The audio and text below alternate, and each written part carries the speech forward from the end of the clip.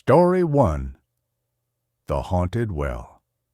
My name is John, the youngest of 9 brothers, with 18 cousins by my side. We were chosen by our king to march across the barren plains, a band of warriors bound for a war we barely understood.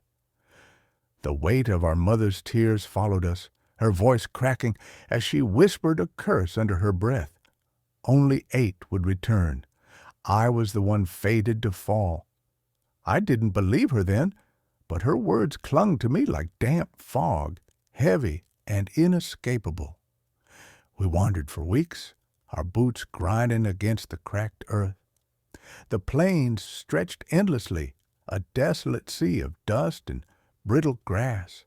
No streams, no springs, no sign of life, just the relentless sun overhead and the gnawing hunger in our bellies. Thirst clawed at our throats, turning our tongues to sandpaper. My brothers' faces grew gaunt, their eyes hollow. Even our cousins, usually brash and loud, fell silent as the days bled into one another. One evening, as the sky burned orange and the air grew thick with desperation, we stumbled upon it. A well, ancient and crumbling, its stones blackened as if scorched by some forgotten fire. It stood alone in the middle of nowhere, a gaping mouth in the earth, about 30 fathoms deep. The air around it felt wrong, too still, too cold for the heat of the day. My eldest brother Marco squinted at it, his hand tightening on the hilt of his sword. "Something's not right," he muttered, but thirst silenced his doubts. We all felt it, that creeping unease, but our parched bodies screamed louder. "We need water," said Stefan, the second eldest, his voice hoarse. "We'll die out here if we don't try." The others nodded, their eyes darting to the well. I stayed quiet, my stomach twisting. The darkness at the well's mouth seemed to pulse, like it was watching us. We cast lots to decide who would go down. A handful of stones, one marked with charcoal. My brothers and cousins gathered in a circle, each man drawing a stone from Marco's cupped hands. When my turn came, I reached in, my fingers brushing against the rough edges of the stones. I pulled one out and opened my palm. The black mark stared up at me like an accusing eye. "John," Marco said, his voice heavy, "it's you." I swallowed hard, my throat dry as bone. The others looked at me, some with pity, some with relief it wasn't them. I wanted to argue, to throw the stone back and demand another draw, but their eyes told me it was no use. Fate had spoken, or maybe it was our mother's curse. They tied a rope around my waist, the coarse fibers biting into my skin. My brothers gripped the other end, their hands steady despite the fear in their eyes. Our cousins stood back, clutching the reins of our horses. The black one, my favorite, snorted and pawed the ground, his dark eyes fixed on the well. I patted his flank, whispering, "Stay calm, boy." But he tossed his head as if he knew something I didn't. "Ready?" Marco asked, his voice tight. I nodded, though my legs felt like they might give out. They lowered me over the edge, the rope creaking as I descended into the well's maw. The light above shrank, swallowed by the cold, damp darkness. The walls were slick with moss, the air thick with the smell of earth, and something sharper, like decay. My heart pounded, each beat echoing in my ears. I clutched the rope, my knuckles white, and tried to focus on the bucket swinging beside me. Lower and lower I went, the world above reduced to a pinprick of light. The silence was oppressive, broken only by the faint drip of water somewhere far below. My breath came in shallow gasps. I called up, my voice trembling, "Anything yet?" "Just keep going," Stefan shouted, his voice muffled by the depth. Then I felt it, a shift in the air, like a breath against the back of my neck. I froze, my hands tightening on the rope. The darkness seemed to thicken, pressing against me. I squinted, trying to see the bottom, but there was nothing, just black, endless black. "Marco!" I yelled, my voice cracking. "Pull me up! There's no water down here!" The rope jerked, and for a moment I thought they were hauling me back. But then it stopped, and the silence returned, heavier than before. I twisted in the harness, my boots scraping the slimy walls. Something moved below me, a faint rustle, like cloth dragging across stone. My blood ran cold. "Who's there?" I whispered, my voice barely audible. No answer, but the air grew colder, sharper, like it was slicing into my skin. I fumbled for the knife at my belt, my hands shaking. The rope swayed, and I heard it again, that rustling, closer now. My eyes strained against the dark, catching a flicker of movement, a shape, vague and shifting, like smoke given form. It was there and not there, hovering just beyond my reach. "Draw me out!" I screamed, my voice echoing off the walls. "There's something down here!" The rope jerked again, harder this time, and I felt myself rising.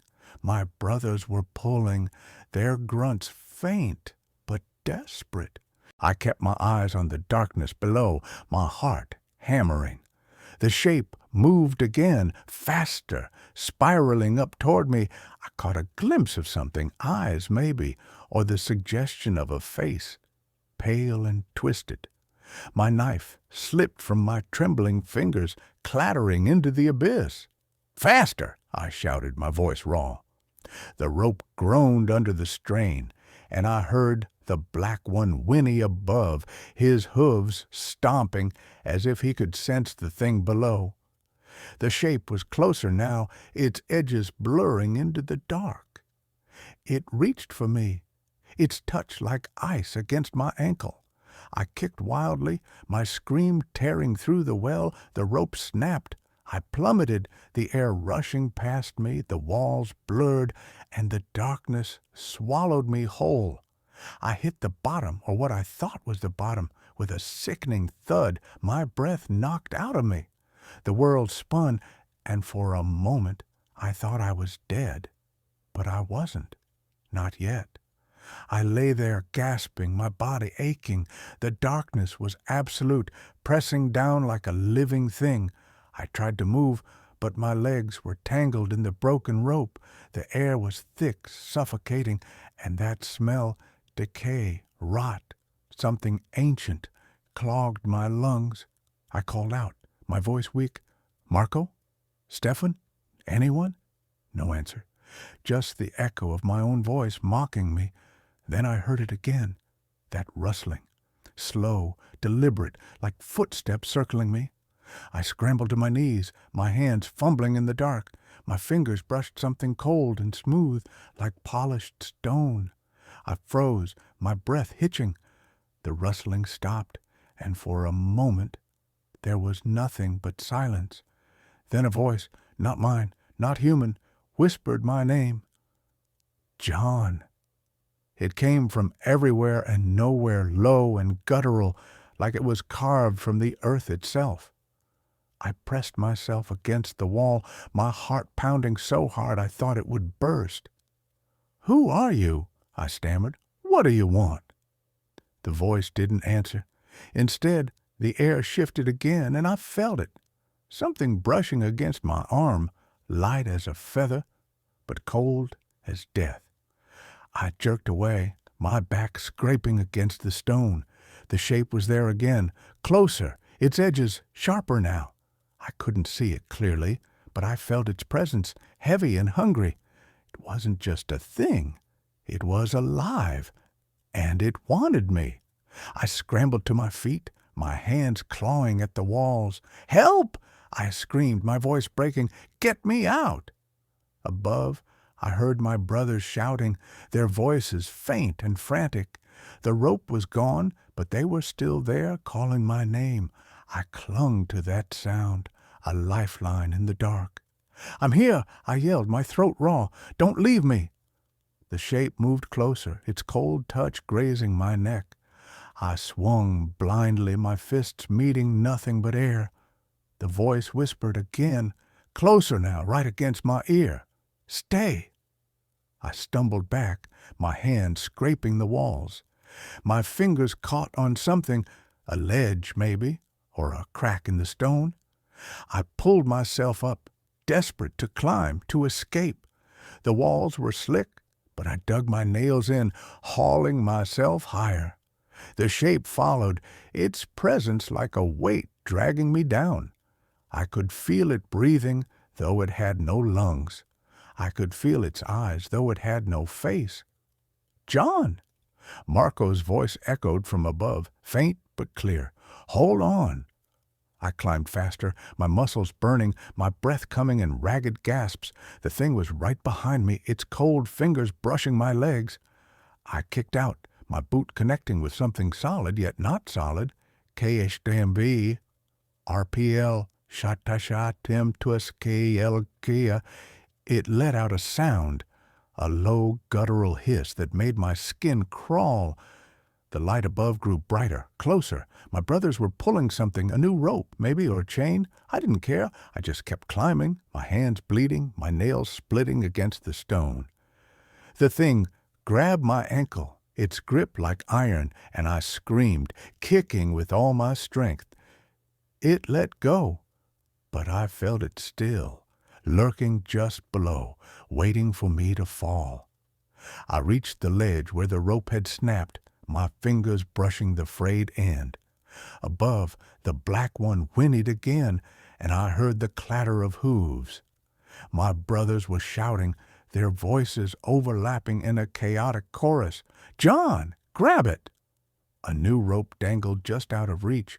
I stretched, my body trembling with exhaustion. The thing below hissed again, closer now. I could feel its cold breath on my heels. With a final, desperate lunge, I grabbed the rope, my hand slipping on the coarse fibers. My brothers pulled, and I felt myself rising, the darkness falling away, but the thing wasn't done. It surged upward, its form coalescing into something almost human, its eyes burning like twin flames in the dark. It reached for me, its fingers grazing my leg, and I screamed again, my voice raw and broken. The rope jerked, and I was yanked upward, the light blinding now. I broke the surface, gasping, my brother's hands pulling me over the edge. I collapsed onto the ground, the air sweet and warm compared to the well's icy grip. Marco and Stefan knelt beside me, their faces pale, their eyes wide with fear. The black one snorted, pressing his muzzle against my shoulder as if to make sure I was real. "What was it?" Marco whispered, his voice shaking. I couldn't answer. My throat was too raw, my mind too fractured. I looked back at the well, its mouth still gaping, still hungry. The air around it was still wrong, still cold. The thing was still down there, waiting. "John," Stefan said, his hand on my shoulder, "what happened?" I shook my head, my voice barely a whisper. "Leave me," I said, the words spilling out before I could stop them. "Tell our mother I'm married, the tombstone's my mother-in-law, the black earth my wife, the fine grass my kin." They stared at me, their faces twisting with horror. I didn't know why I said it. The words weren't mine, but they felt true, like they'd been carved into my bones. The well had claimed me. Even if I'd escaped its depths, I could still feel it, that cold touch, that whispering voice. It wasn't done with me. We left the well behind, but I knew it was still there, waiting. My brothers never spoke of it again, but I saw it in their eyes, the fear, the guilt. They'd pulled me out, but part of me was still down there, tangled in the dark with that thing, and deep in my heart, I knew it would call me back one day. Story 2, Okiku's Well.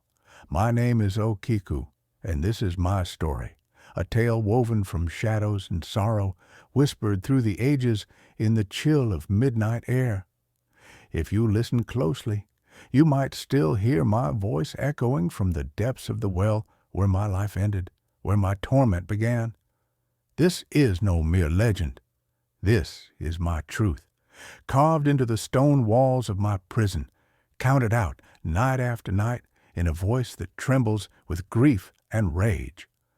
I was a servant in the grand household of Lord Aoyama, a samurai whose name carried weight across the lands of feudal Japan.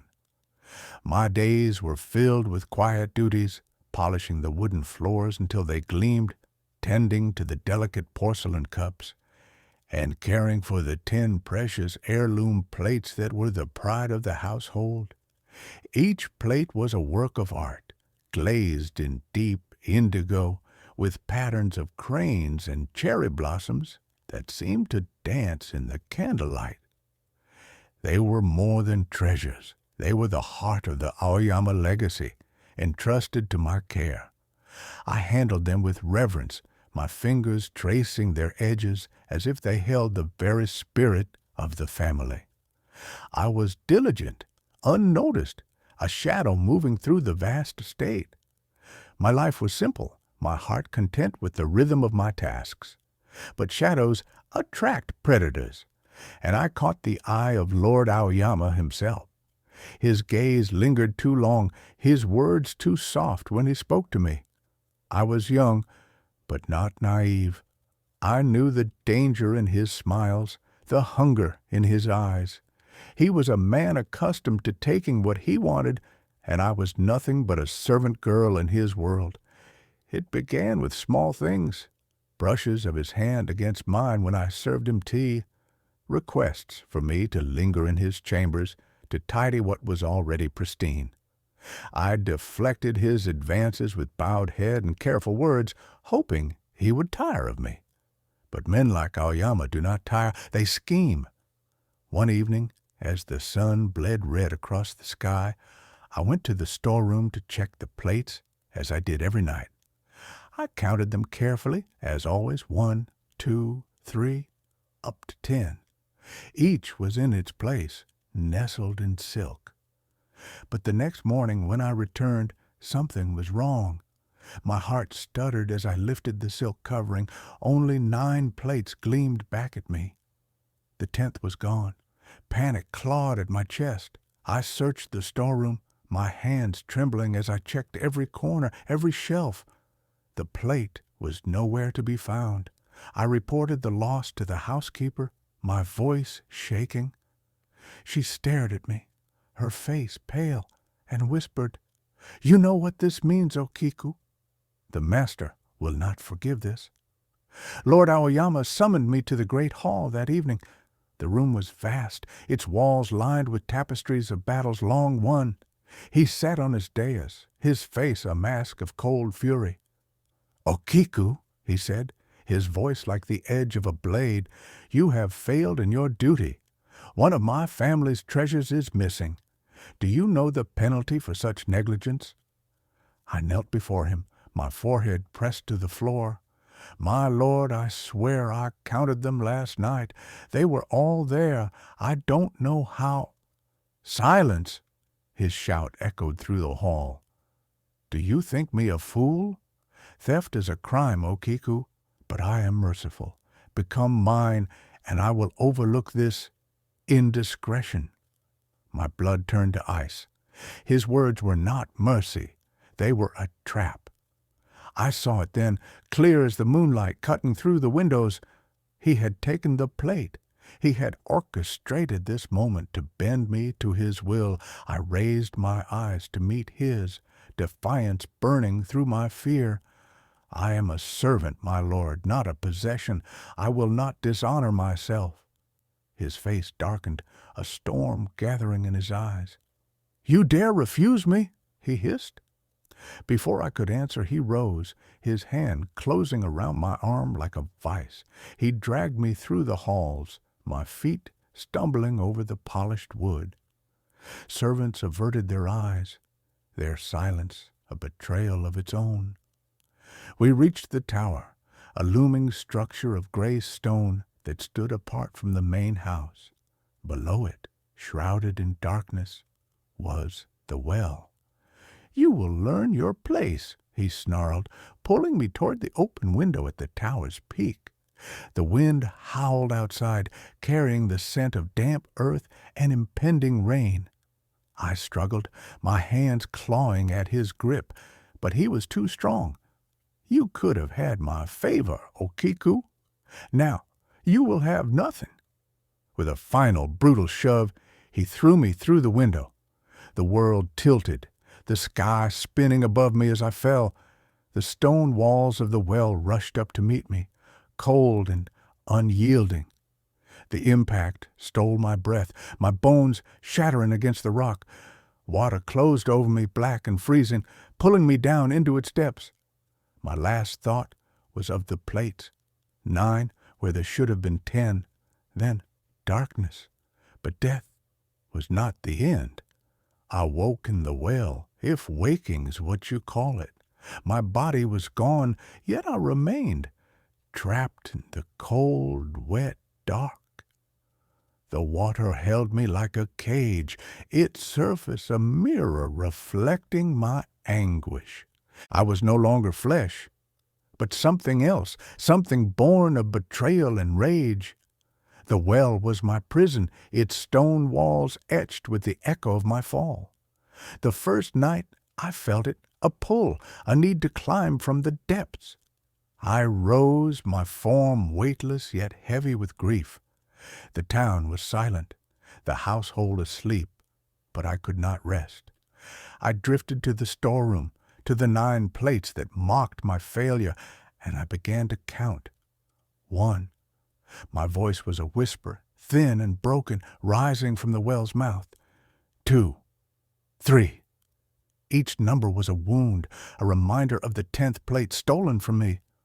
4. 5. 6. The count climbed, my voice growing louder, more desperate. 7. 8. 9. And then, nothing. The 10th number would not come. Instead, a sob tore from me, a wail that shook the night.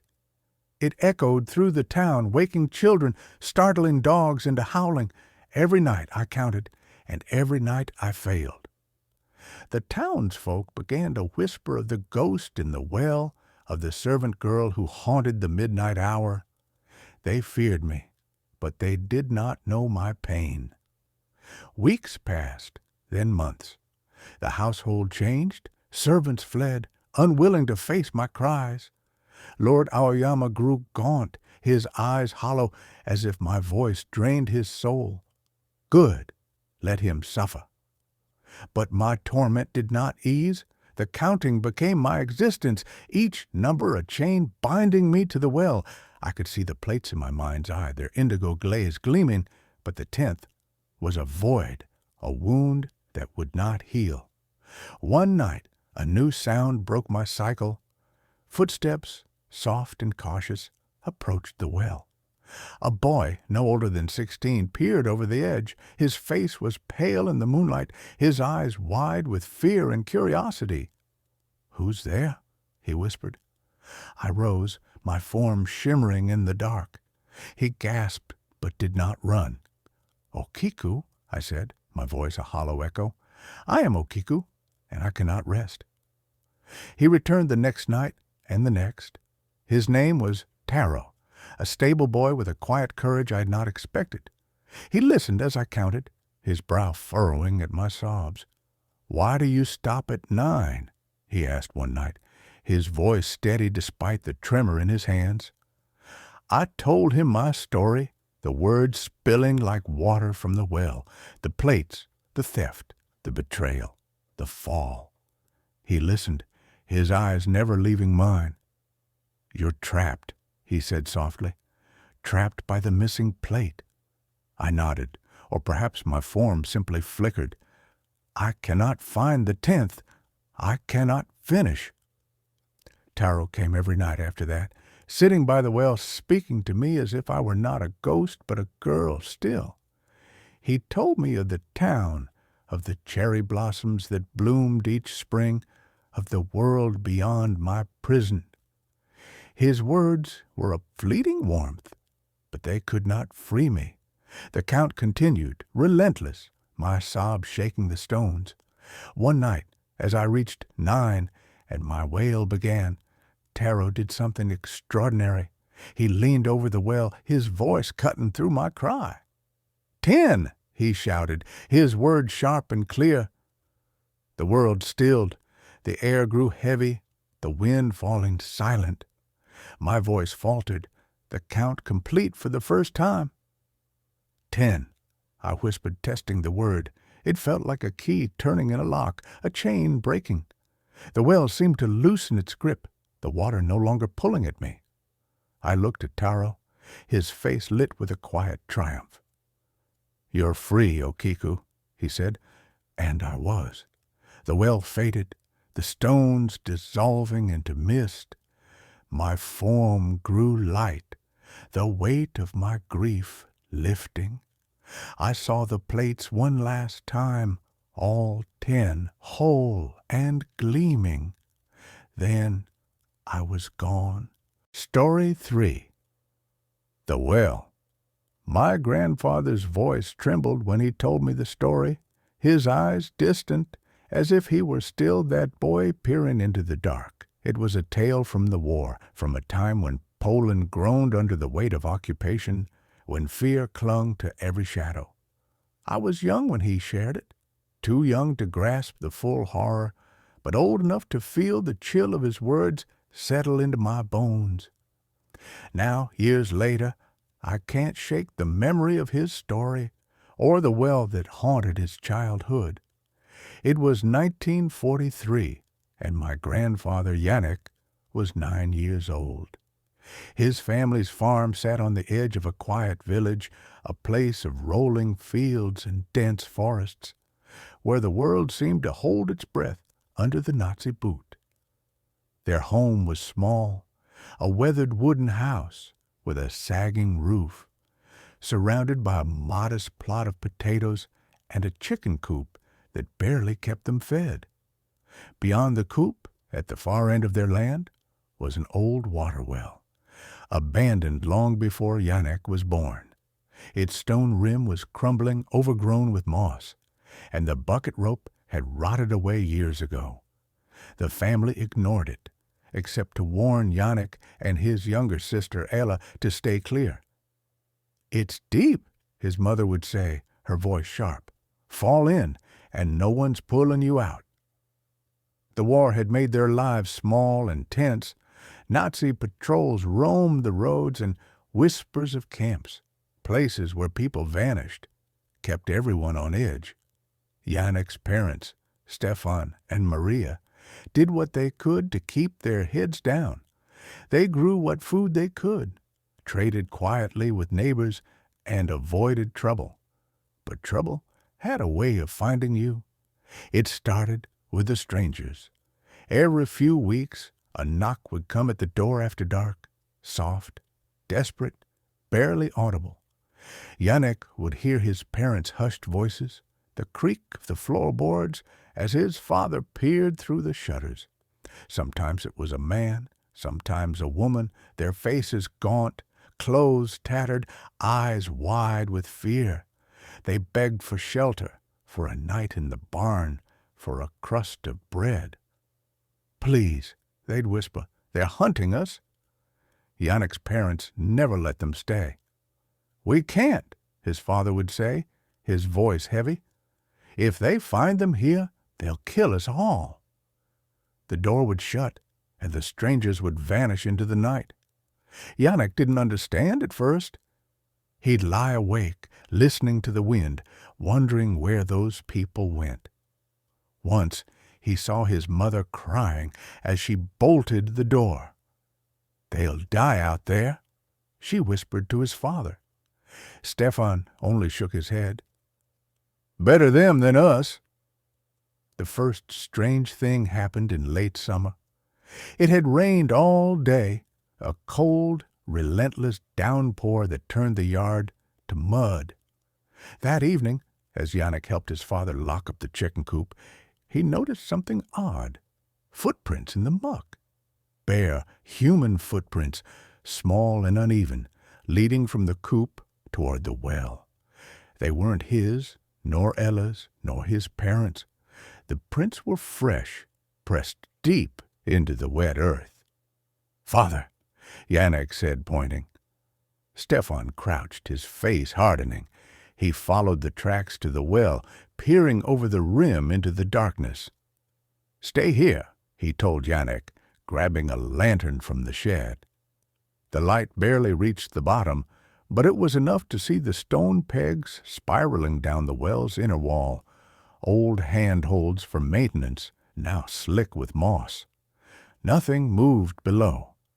Stefan called out, his voice echoing, but no answer came.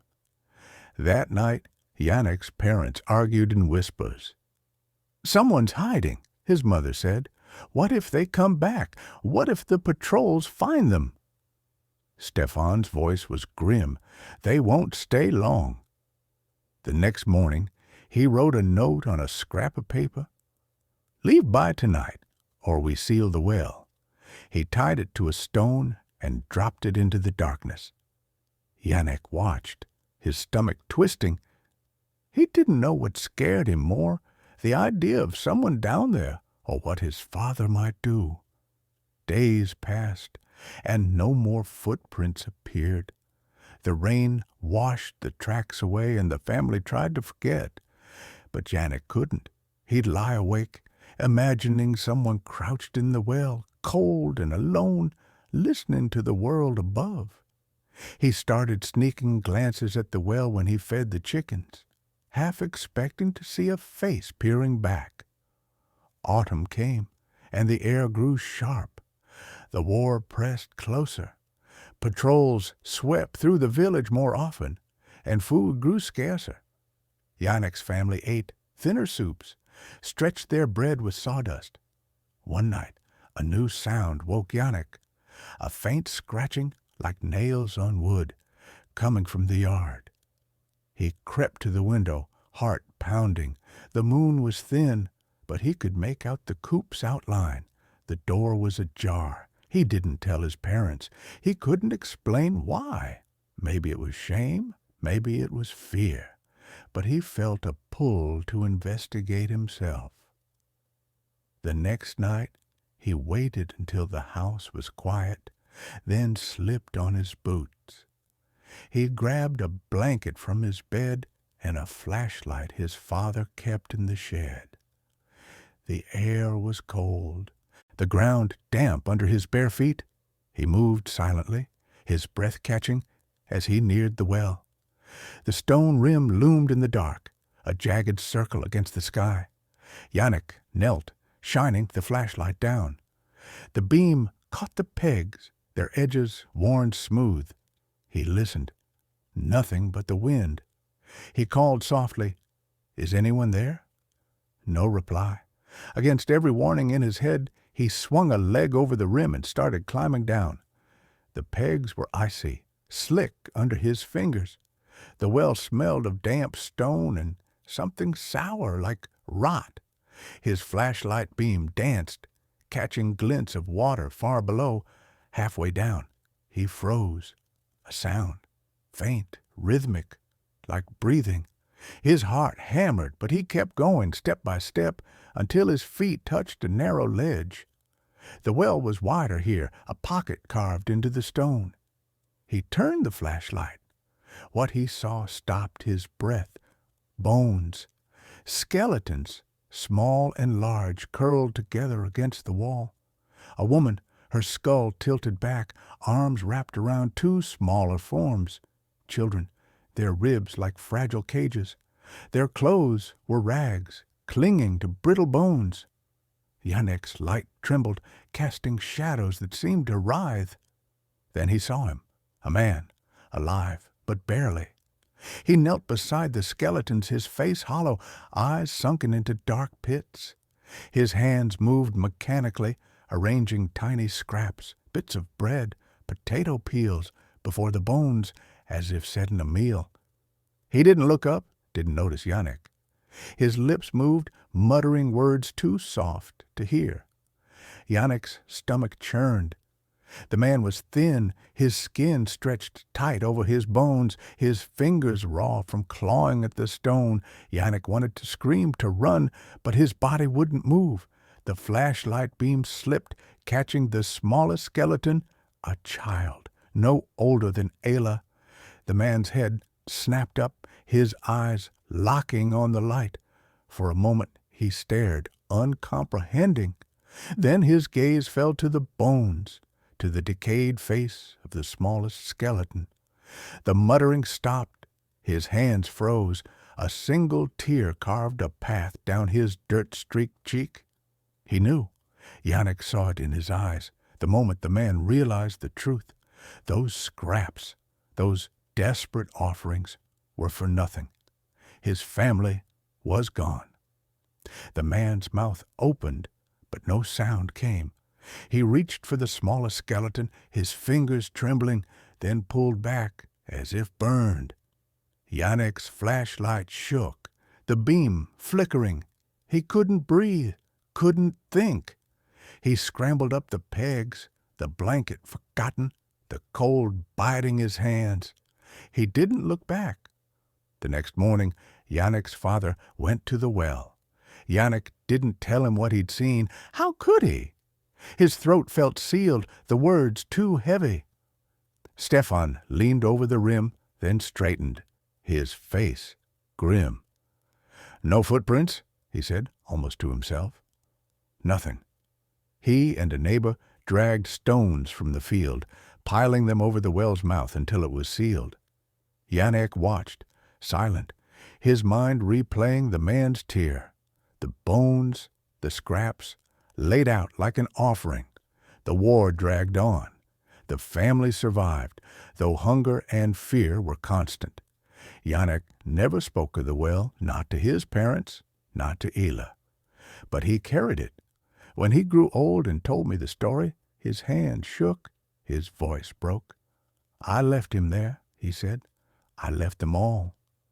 The well stayed sealed, a mound of stones marking the spot. The farm is gone now, swallowed by time and progress. But I've been to that village, walked the fields where Yannick once did. I found the stones, half-buried, moss-eaten. I stood there, listening to the wind, wondering if the well still held its secrets. I didn't dare look. Story 4. The Sabattus Well. The summer of 2001 in Sabattus, Maine, was heavy with the kind of heat that makes the air shimmer and your skin stick to itself. My name's Ethan, and I was 12, the kind of age where you're too old for kid games but too young to know better. Me and my friends, Tommy, Jake, and Caleb, spent most of our days wandering the edges of town, looking for something to break the monotony. Sabattus wasn't exactly a hub of excitement. It was all pine trees, dirt roads, and old houses that leaned like they were tired of standing. But there was one place we always skirted around, the old church cemetery. It wasn't the graves that spooked us. It was the well. Tucked behind a crumbling barn at the cemetery's edge, it was just a jagged hole in the ground, framed by mossy stones and half buried in weeds. The adults in town didn't talk about it much, but when they did, their voices dropped low like they were afraid something might overhear. They said the well was cursed, that it wasn't just a hole, but a thing, something that could reach out and grab you. We laughed it off, called it old people nonsense. But we never got too close. That August, though, something shifted. Maybe it was the heat frying our brains, or maybe we were just bored enough to get stupid. We were kicking around near the cemetery one afternoon, tossing rocks at a rusted mailbox, when Tommy stopped and pointed toward the barn. "You ever actually seen the well?" he asked, squinting into the distance. Jake snorted. "Yeah, right. You want to go poke around and get eaten by ghosts?" "There's no ghost," Tommy shot back, but his voice wavered just enough to betray him. "It's just a hole in the ground. Bet it's not even deep." Caleb, always the quiet one, kicked at a clump of dirt. "My dad says it's bad luck to even look at it." "Your dad thinks crossing the street's bad luck," I said, and we all laughed. But the idea was planted now, a little seed of trouble. Tommy's eyes had that glint, the one that meant he wasn't gonna let this go. "Bet none of you are brave enough to go near it," he said, crossing his arms. "Bunch of babies." That was all it took. We were 12, and pride was everything. By the time the sun was dipping low, we were trudging through the overgrown grass behind the barn, the air thick with the smell of pine and something sour, like old water. The well was there, just like the stories said, dark, jagged, and wrong. The stones around it looked too old, like they'd been there since before the town was even a thought. The hole itself was black, swallowing the light like it was hungry for it. "Looks like nothing," Jake said, but he stayed a good 10 feet back. Tommy stepped closer, peering over the edge. "Bet I could climb down there." "You're full of it," I said, my stomach twisting. "You'd fall and break your neck." "Nah," Tommy said, grinning. "We could rig something, like a rope or whatever, lower someone down, see what's in there." Caleb's face went pale. "That's a bad idea, Tommy." But Tommy wasn't listening. He was already scanning the ground, looking for something to use. We found an old tire in the barn, half rotted but sturdy enough, and a coil of rope that smelled like mildew. It was stupid, reckless, but we were kids, and kids don't think about consequences. We tied the rope to the tire, looped it around a tree, and argued over who was dumb enough to go down. "I'll do it," Tommy said finally, puffing out his chest. "You guys are too scared." I wanted to argue, but my throat felt tight. Caleb looked like he might bolt, and Jake just kept muttering about how this was a bad idea. But we didn't stop him.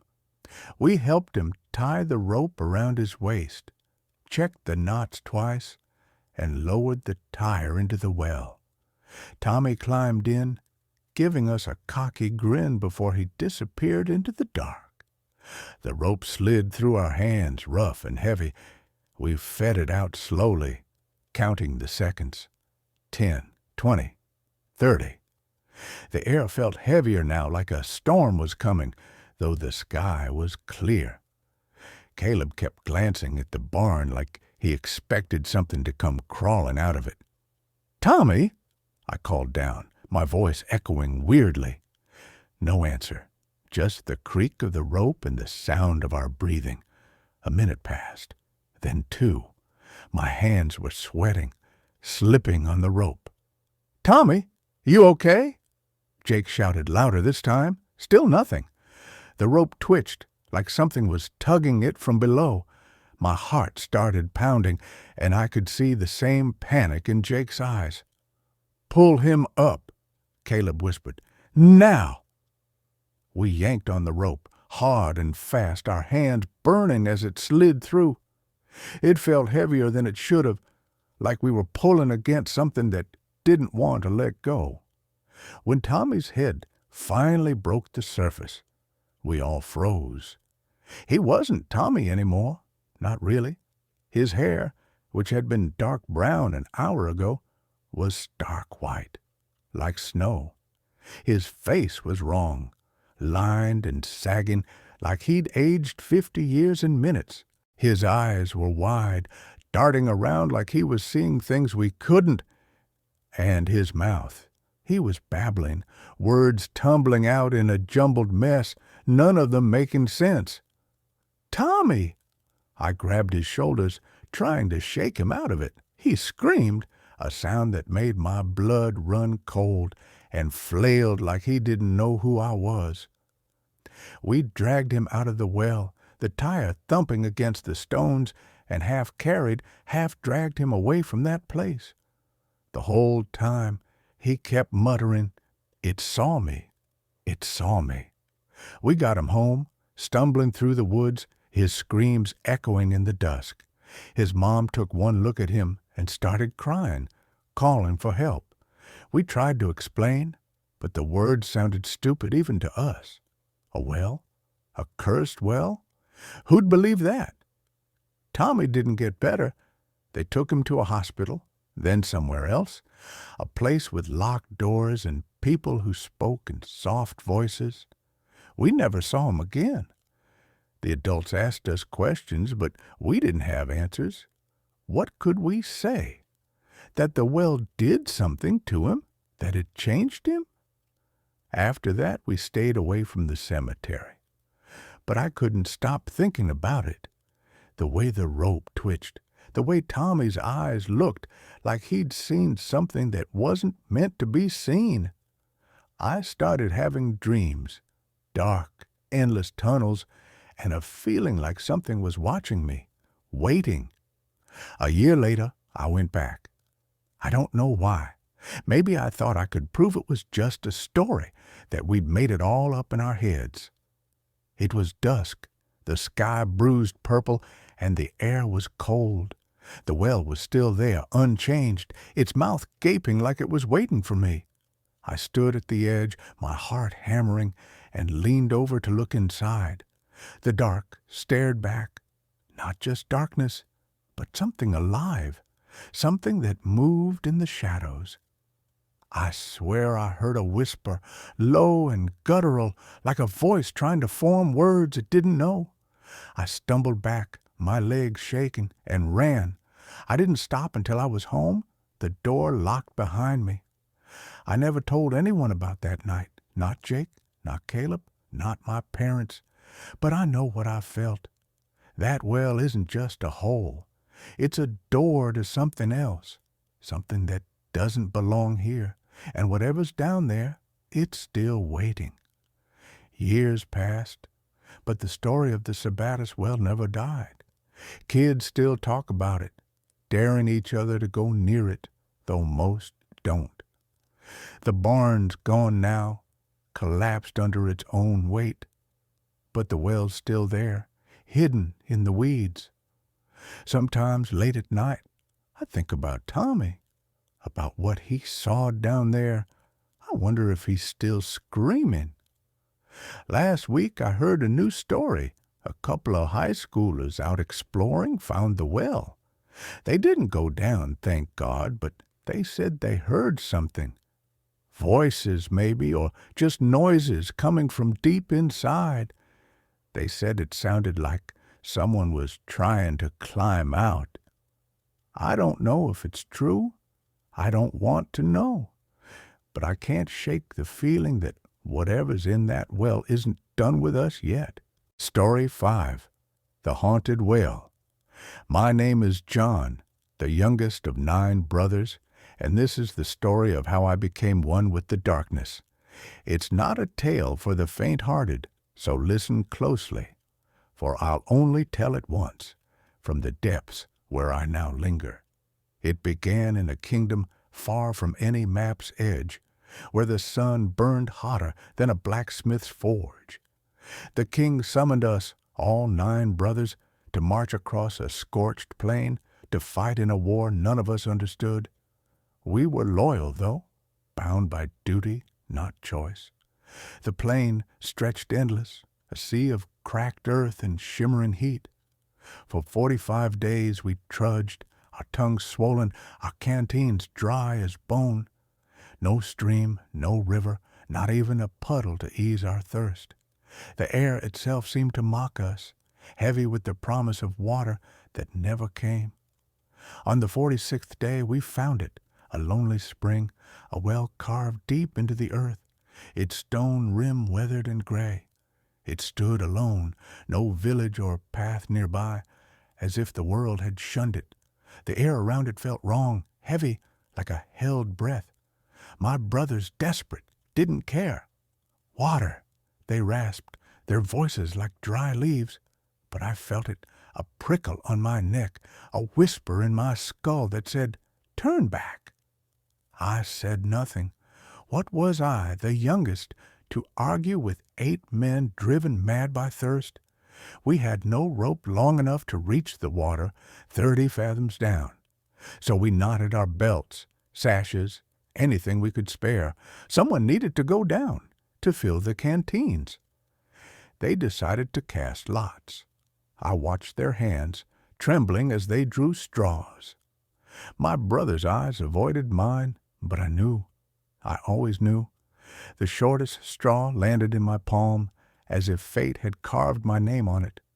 "John," said my eldest brother Peter, his voice heavy, "you're the lightest. It has to be you." I nodded, my mouth too dry to argue. They tied the makeshift rope around my waist, tight enough to bruise. The well's mouth yawned below, a black throat ready to swallow. As they lowered me, the light faded fast. The walls were slick, moss-covered, and the air grew cold, damp, unnatural. 10 fathoms down I heard it, a low hiss like steam escaping a crack. 20 fathoms, and the darkness was alive, pressing against my skin. At 30, my feet touched water icy and still. I fumbled for the canteen, my hand shaking, but then I saw it. Eyes, 2 glowing slits in the dark, unblinking, fixed on me. A shape moved, sinuous and massive, coiling up from the water. A serpent, its scales glinting like wet iron, its body thicker than my torso. It didn't strike. It watched. And then something worse. A presence, not seen but felt, gripped me. Invisible hands clamped my arms, my chest, my throat. I couldn't breathe, couldn't scream. The serpent's hiss grew louder, and the presence whispered, not in words, but in my mind, "You're mine." I screamed then, a raw, tearing sound. Above, my brothers shouted, their voices distant, panicked. The rope jerked, pulling me upward. The serpent lunged, its coils wrapping around my legs, heavy as stone. The presence tightened, crushing my ribs. I was being torn apart, my brothers pulling up, the thing below dragging down. The well's walls scraped my skin raw as I thrashed. "Hold on, John!" Peter's voice echoed, strained. They were all pulling now, even the horse, its hooves scrabbling on the earth. For a moment I saw light. The mountains gleamed above, the sky a cruel sliver of blue. I was almost free. My brothers' faces appeared, pale and desperate, leaning over the rim. Then the rope snapped. Not broke, snapped, as if sliced clean. I plummeted, the serpent's coils tightening, the presence laughing in my skull. I hit the water hard, sinking into its freezing depths. The canteen slipped from my hand, useless. The serpent didn't let go. It dragged me deeper, where no light could reach. The presence was everywhere now, in my lungs, my blood, my thoughts. It wasn't just a spirit. It was the well itself, ancient, hungry, alive. I don't know how long I fought. Seconds? Hours? Time dissolved in that darkness. My brothers' voices faded, replaced by the well's whispers. "Stay, stay, stay." My strength bled out, my limbs heavy, my mind fraying. I thought of my mother, her kind eyes, her warm bread. "Don't tell her I'm dead," I gasped, though no one could hear. A bitter laugh escaped me, born of delirium. The tombstone's my mother-in-law now. Black earth's my wife. The grass blades, they're my kin. The serpent released me, but the well didn't. It claimed me, folding me into its cold embrace. I wasn't John anymore, not entirely. I was part of it, my screams trapped in its stones, my blood in its water. But the story doesn't end there. Days passed, or so I imagine. My brothers returned home, their faces hollow, their hearts heavier than the well's depths. They didn't speak of me, but the village knew. Whispers spread of the haunted well, the spring that took the youngest brother. At night they heard it, my voice, or something like it, moaning from the plain, a wail that wasn't quite human, carried on the wind. One night, Peter, unable to bear the guilt, rode back. He stood at the well's edge, calling my name. "John, John, forgive us!" The wind stilled, and the well answered, not with words, but with a low guttural hiss. He froze, his torch flickering. From the darkness below, something moved. Not me, not any more. A shape, too large, too wrong, slithered up the walls. Peter ran, his horse screaming as they fled. Another brother, Thomas, tried next. He brought a stronger rope, swearing to pull me out, dead or alive. He leaned over the rim, shouting my name. The well was silent, but as he turned to leave, the rope twitched. It coiled upward, not pulled by hands, but moving like a living thing. Thomas stumbled back, his face white, and the rope fell limp. He never returned. One by one my brothers came. Each heard the well's moan, felt its gaze. Each fled. The village began to shun the plain, calling it cursed. But the well wasn't done. Travelers, lost and thirsty, found it. Some drank and lived, but others, those who lingered too long, heard my voice. "Stay," I whispered, though it wasn't me. The well used my tongue, my pain, to lure them. Some didn't leave. Their screams joined mine, trapped in the stone. Years passed. The well grew quiet, but never empty.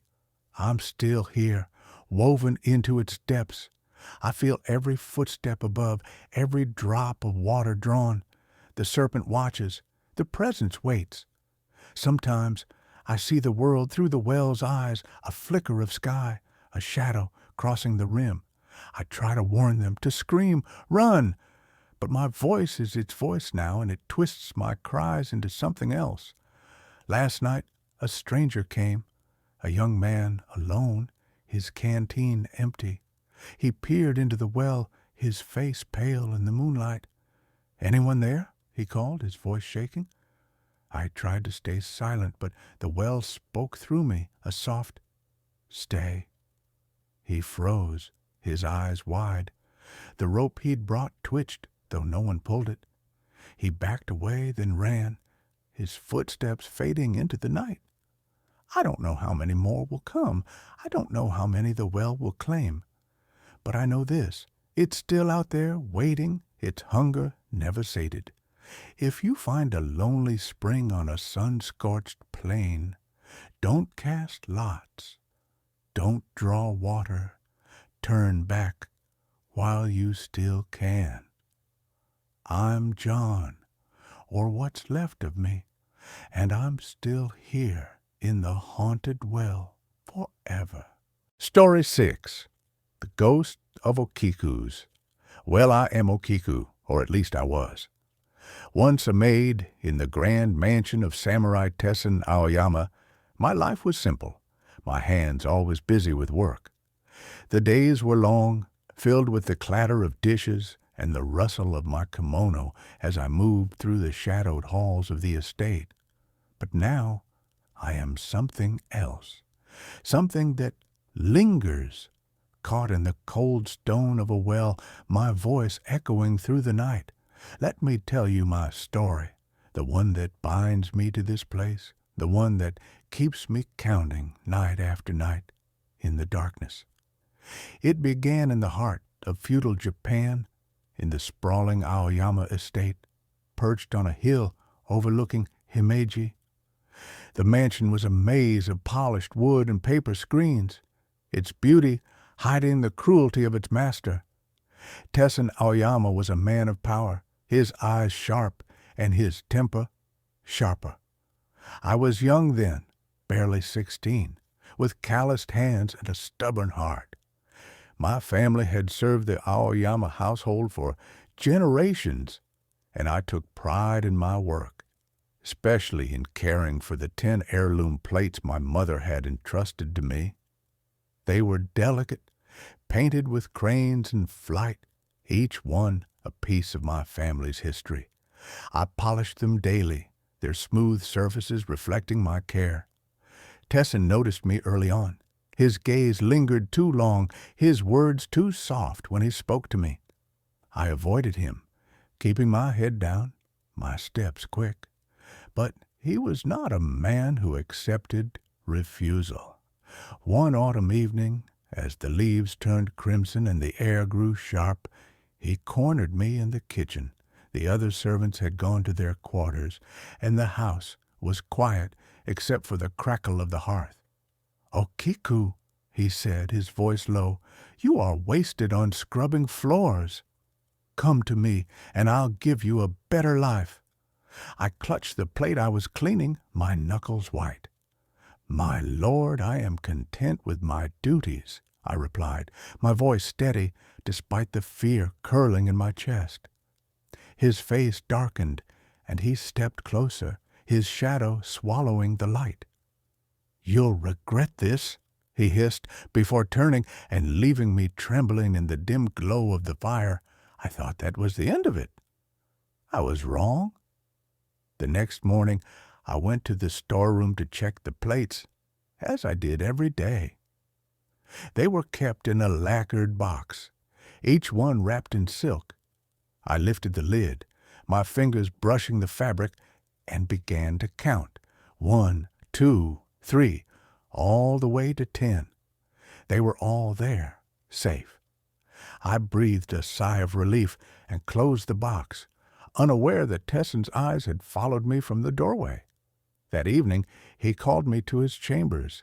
The air was thick with the scent of cedar and menace. He stood by a low table, his arms crossed, a cruel smile on his lips. "Okiku," he said, "one of your precious plates is missing. Theft is a grave offense, you know." My heart sank. "My lord, that's impossible. I counted them this morning. All 10 were there." His smile widened, predatory. "Count again." I ran to the storeroom, my pulse pounding in my ears. I tore open the box, my hand shaking as I unwrapped each plate. 1, 2, 3, 7, 8, 9. My breath caught. One was gone. I searched the shelves, the floor, every corner of the room, but it was nowhere.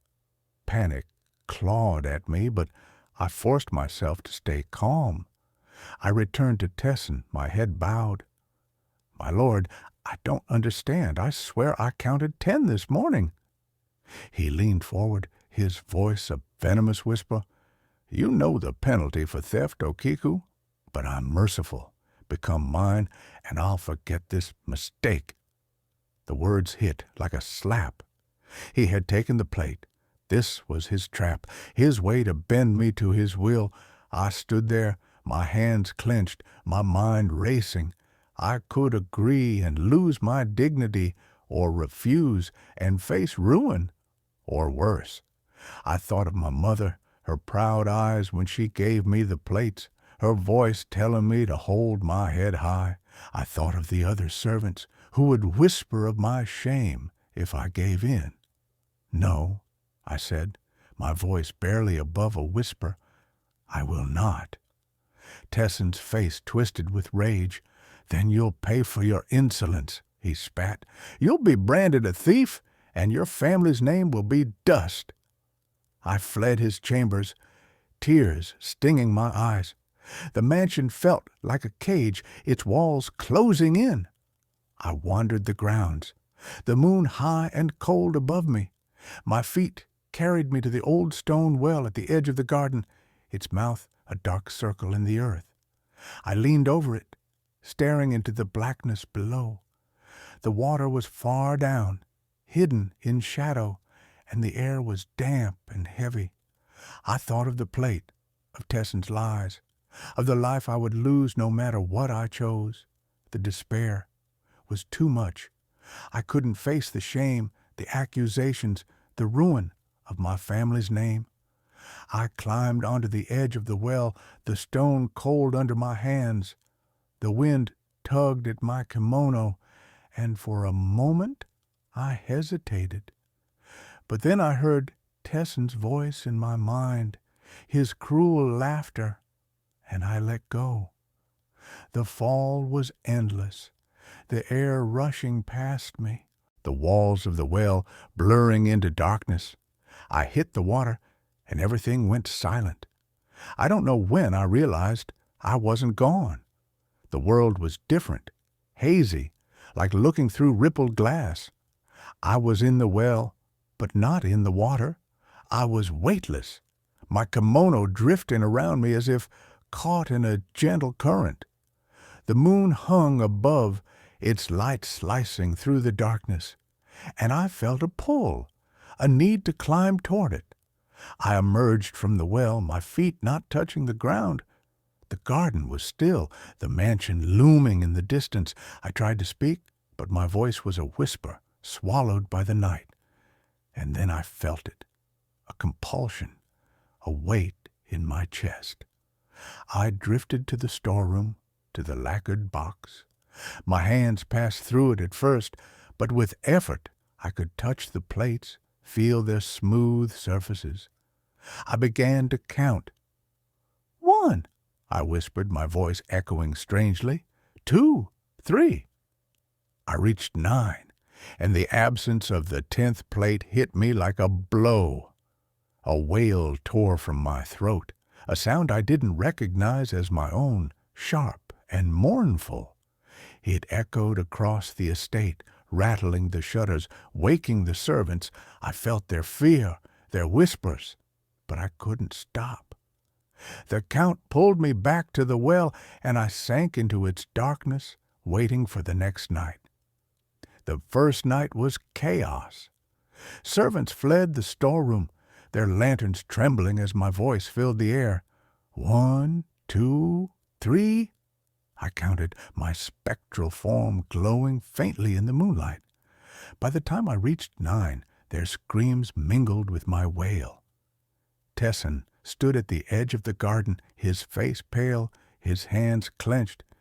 He knew it was me, but he said nothing, his guilt hidden behind his cold eyes.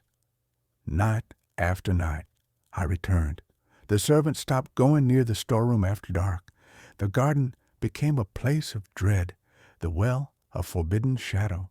Whispers spread through Himeji, tales of a ghostly maid counting plates, her cry a warning to those who lingered too long in the dark. Some said I was searching for the lost plate, others that I was cursing Tesson for his cruelty. I didn't know why I counted, only that I had to, that the missing plate was a wound that wouldn't heal. Weeks passed, and the estate grew quiet. Servants left, unable to bear my nightly wails. Tesson became a shadow of himself, his temper fraying, his sleep haunted by my voice. He tried to fill the well, but the stones sank into the water, and my voice rose louder, unbroken. He tried to lock the storeroom, but I passed through the walls, my count relentless. One night, a stranger came to the estate, a merchant, bold and curious, drawn by the tales of the haunted well. He was different, his eyes sharp with intelligence, not fear. He sat in the garden as the moon rose, waiting. I emerged, my kimono trailing like mist, and began to count. 1, 2, 3. The merchant listened, his head tilted, his fingers tapping against his knee. When I reached 9, my wail began, but he stood, his voice cutting through the night. 10, he shouted. The word struck me like a gust of wind.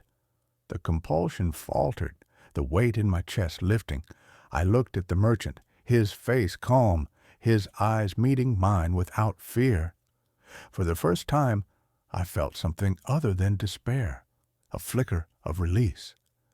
I tried to speak, to thank him, but my form was fading, the edges of my kimono dissolving into the moonlight.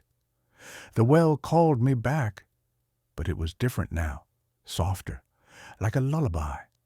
I don't know if the merchant found the plate, or if his word was enough to break the cycle. I don't know if Tessin ever faced his guilt, or if the villagers still whisper of me. But the nights grew quieter after that. My voice no longer echoed through the garden, my wail no longer woke the estate. Yet sometimes, when the moon is high and the air is still, I feel the pull of the well, the weight of the plates. I count softly now, my voice a whisper on the wind. 1, 2, 3. And in Himeji they listen, their steps careful, their eyes on the shadows, knowing I'm still here, counting in the dark. Story 7. The Cursed Well of Jericho. The valley outside Jericho was a graveyard of stone and shadow, its ruins jagged against the bruised purple of dusk. I'm Samir Al-Fayed, an archaeologist who spent years chasing whispers of the past. My team, Layla, Youssef, and Omar, followed me into this desolate place, drawn by a tattered map I'd found in a Cairo market. It was brittle, ink faded, but it pointed to a spot locals called Bir Lana, the Well of the Curse. The name clung to me, heavy with warning, though I dismissed it as folklore. I'd heard the stories, travelers vanishing, their screams swallowed by the well's black maw. Superstition, I told myself. The map promised truth, and I was too stubborn to ignore it. We reached the well as the sun bled out on the horizon. It was half buried in weeds, its stones ancient and weathered, carved with symbols that seemed to squirm under my flashlight's beam. Layla, our linguist, squinted at the markings, her brow furrowing. "These aren't any script I know," she muttered. Youssef, our geologist, dropped a rock into the well's mouth. We counted 1, 2, 3, 4. Nearly 5 seconds before a faint splash echoed up. The depth was unnatural, like the earth had been gouged by something desperate to hide. Omar, our cautious engineer, shifted uneasily. "That's too deep for a well this old. We should leave, Samir." I waved him off. My curiosity was a fever, burning away doubt. I rigged a rope, secured it to a nearby boulder, and began my descent. The air grew colder with every foot, the walls slick with damp. My flashlight caught glints of those strange carvings, spiraling down into the dark. At about 50 feet, my boots hit stone, not water, a chamber hidden beneath the well's throat. The space was vast, unnatural. The walls were a tapestry of carvings, jagged and chaotic, like warnings scratched by a dying hand. Layla rappelled down next, her gasp echoing as she traced the symbols. "This one's legible," she said, her voice trembling.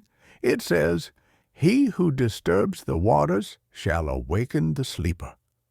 I scoffed, but the air turned heavy, pressing against my chest. Youssef and Omar joined us, their faces pale in the flashlight's glow. A low rumble pulsed through the stone, faint but growing. Then we saw it, a shadow detached from the darkness, a gaunt, shrouded figure, its eyes glowing like twin embers. It loomed taller than any man, its form wavering as if stitched from nightmares. "I am the warden," it said, its voice a hollow boom that shook my bones. "The well is not a well, it is a prison." The carvings flared faintly, their glow pulsing in time with my racing heart. Omar grabbed my arm. "Samir, we need to go, now." Before we could move, a grinding sound erupted. A hidden door in the chamber wall slid open, revealing a deeper crypt. My flashlight beam caught something inside, a stone pedestal, and on it a crystalline object pulsing with golden light. It was beautiful, alive, calling to me. I stepped forward, my hand reaching despite Layla's whispered plea to stop. The warden's eyes flared brighter. "Fools!" it shrieked. "You have unleashed the curse!" Water surged from unseen cracks in the walls, icy and black, flooding the chamber with terrifying speed. The air grew thick, the carvings now blazing with sickly light. "Run!" Omar shouted. We scrambled for the ropes as the warden lunged, its skeletal fingers grazing Yusef's jacket. The darkness seemed to move with it, tendrils of shadow licking at our heels.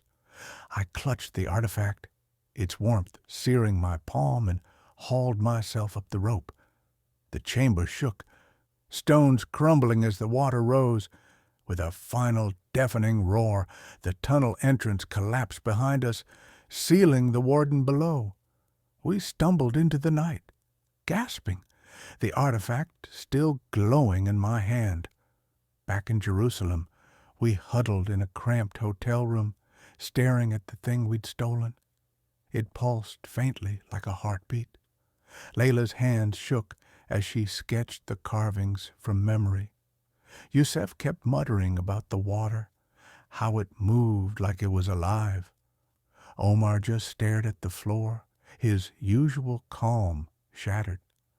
I couldn't stop looking at the artifact. It was a mistake to take it, I knew that now, but it felt like it was part of me. Weeks passed. We had the well sealed, its entrance buried under concrete and sand. Jericho returned to its quiet rhythm, but I couldn't shake the dreams. Every night, those fiery eyes watched me, the warden's voice whispering through the dark. The artifact sat locked in a safe, but I could feel its pulse through the steel. Yesterday, I woke to find my window open, sand scattered across the floor. The air was cold, too cold, and the carvings from the well flashed in my mind. Something's awake. It's not finished with us. Story 8. The Wishing. Well, I am Judith, the scholar of St. Gervais. A village so small it clings to the cliffs of Cornwall like a forgotten thought. My days are spent in the shadow of the ancient Lich Gate, where the wishing well sits, its stones weathered by time and secrets. The villagers call it cursed, a relic of old magic that hums with a power no one dares name. I've studied its legends my whole life, poring over crumbling books with my father, deciphering tales of girls who whispered their desires into its depths and saw them twist into something dark. They say the well listens. They say it answers. I never believed it, until the night I stood before it, my heart pounding with a wish I could no longer bury. I'm 40 now, childless, unwed, and lonely in a way that aches like a bruise. Stephen Penarth, with his kind eyes and easy smile, was the only man who ever looked at me without pity. Years ago, he helped me carry books home when a storm caught me unawares. His hand brushed mine, and I've carried that touch ever since, a memory that burns. But Stephen is promised to another, a sharp-tongued girl named Clara, and his mother, Mrs. Penarth, guards him like a hawk. I am nothing to them, just the quiet spinster who knows too much about old stories. Yet the well knows me. It's always known me. That night, the sky churned with storm clouds and the wind howled through the Lich Gate's arches. I stood by the well, its water black and still, reflecting the fractured moonlight. My hands trembled as I dipped them into the icy depths, the cold biting my skin. I leaned close, my breath misting the surface, and whispered, I wish for Stephen's love. The words felt forbidden, heavy, like stones sinking into the dark. I'd read the old tales, how a wish must be written, named, and offered under moonlight to bind it. So I took a scrap of paper, scratched Stephen Pen'orth with a trembling hand, and let it flutter into the well. The water swallowed it without a ripple. A gust of wind stirred the trees, sharp and sudden, and I felt it, a pulse, like the well had drawn breath. The next morning the village buzzed with unease. Mrs. Pen'orth's cows, her pride and joy, had fallen ill overnight. Their milk soured, their eyes rolled white, and they lowed pitifully in the barn. "It's the well," old Mrs. Trewin muttered at the market, her voice low. "Someone's been meddling." I overheard her as I passed, my basket of herbs clutched tight. My heart stuttered. Guilt, yes, but also a thrill, sharp as a blade. Had I done this? Had the well heard me? By noon, worse news spread. Stephen was sick.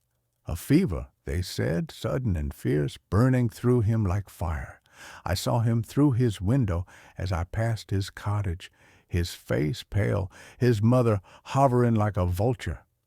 Clara sat by his side, her face pinched with worry. I should have felt only sorrow, but something else stirred in me, a spark of triumph, wicked and bright. The well had answered. It was working. That night I returned to the well. The storm had passed, leaving the air heavy and damp. The lich gate loomed like a sentinel, its shadow pooling over the well's mouth. I held a new slip of paper, my fingers steady now. I wrote Clara Tregothnan and let it fall. The water took it, and I swear it rippled this time, a slow, deliberate circle spreading outward. I sat on the well's edge, my lantern casting jagged shadows, and felt a strange glee bubble up inside me. It was wrong, I knew, but it was power, mine at last. Clara fell ill the next day, a cough at first, then a weakness that kept her bed-bound. The village whispered louder now, their eyes darting to the lich gate where they thought no one saw. "The well's awake," they said. "It's claiming them." I kept my head down, my face blank, but inside I was alight.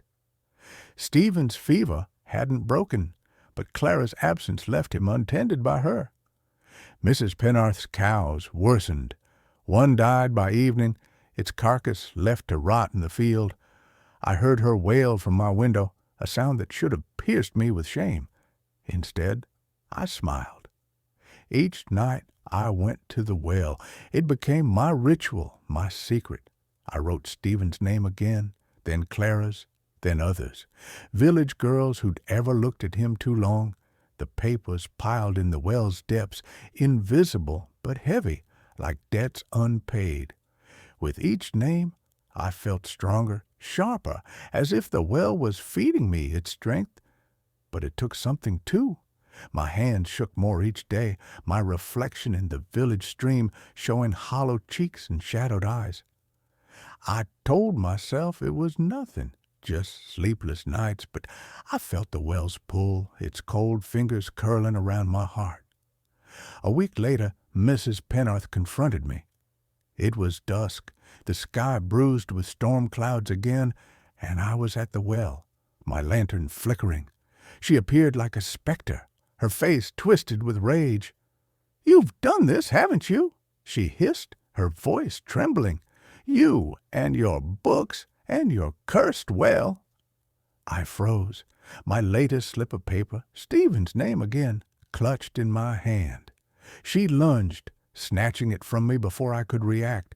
Her eyes widened as she tore it open, expecting her son's name. But I'd written something else this time, a name that made her stagger back, her face pale with horror. "Judith," she whispered, staring at my own name scrawled in my handwriting. I don't know why I'd written it. A whim, a fear, A moment of doubt. It doesn't matter now. The well had heard. Before I could speak, Mrs. Penarth's shock turned to fury. She shoved me hard, her hands like iron. I stumbled, my foot catching the well's edge. The lantern fell, shattering, and the world tilted. I clawed at the stone, slick with moss, but my fingers slipped. The well's mouth yawned wide, and I fell. The water was colder than I'd imagined, a shock that stole my breath. I thrashed, my hand scraping the slimy wall, searching for a hold. Once, my fingers caught a jagged stone, and I almost pulled myself up. But then the water surged, a force unnatural and alive, wrapping around me like hands. It pulled me down, down, into the dark.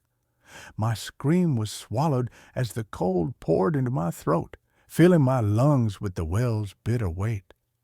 Above, the world went silent. The well stilled, its surface smooth as glass by dawn. The villagers found no trace of me, only the broken lantern by the lich gate. Stephen recovered the next day, his fever gone as if it had never been. Clara, too, rose from her bed, her cough faded. The village whispered of curses lifted, of the well sated. They leave offerings now, flowers, coins, scraps of cloth, at the lich gate's base, and they speak little of what happened. The well keeps its secrets, and I am one of them, lost in its depths, my wish answered in a way I never foresaw. Story 9. The Haunted Well. I am John, the youngest of 9 brothers, with 18 cousins who are more like kin than distant blood.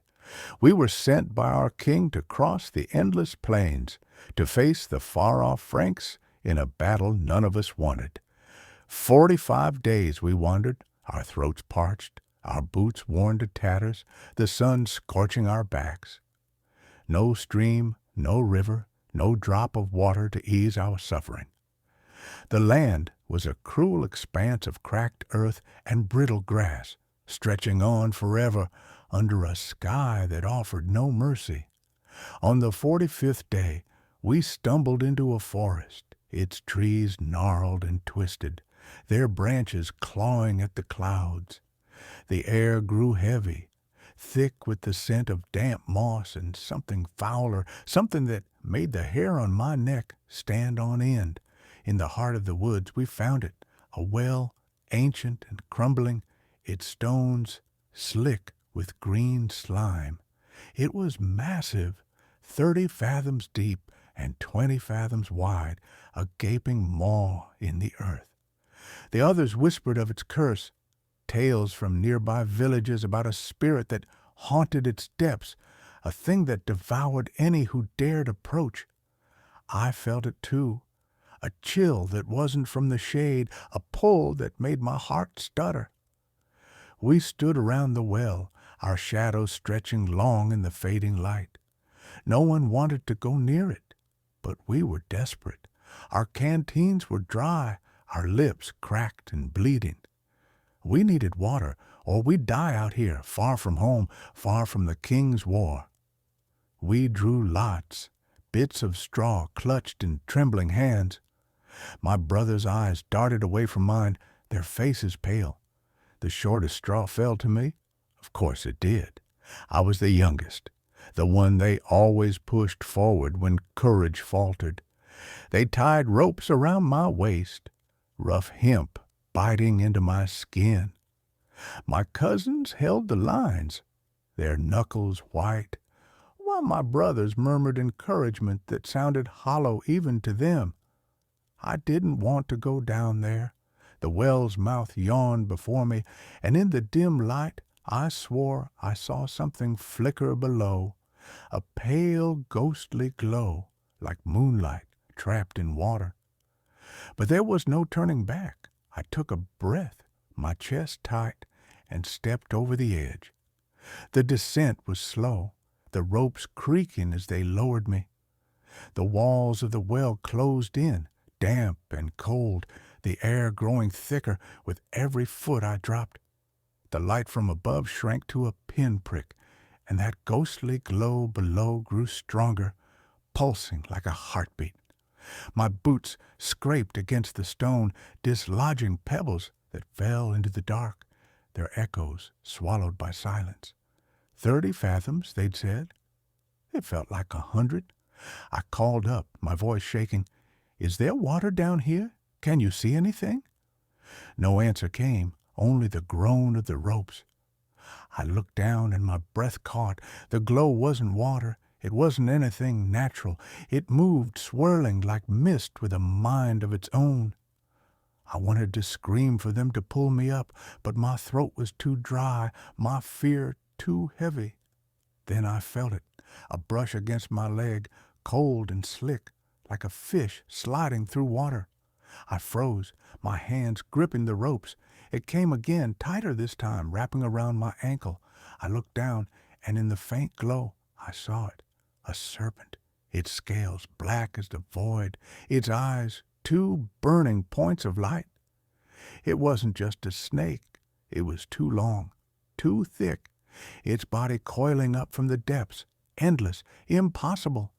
It tightened around my leg, and I screamed, "Pull me up! There's no water, only a spirit!"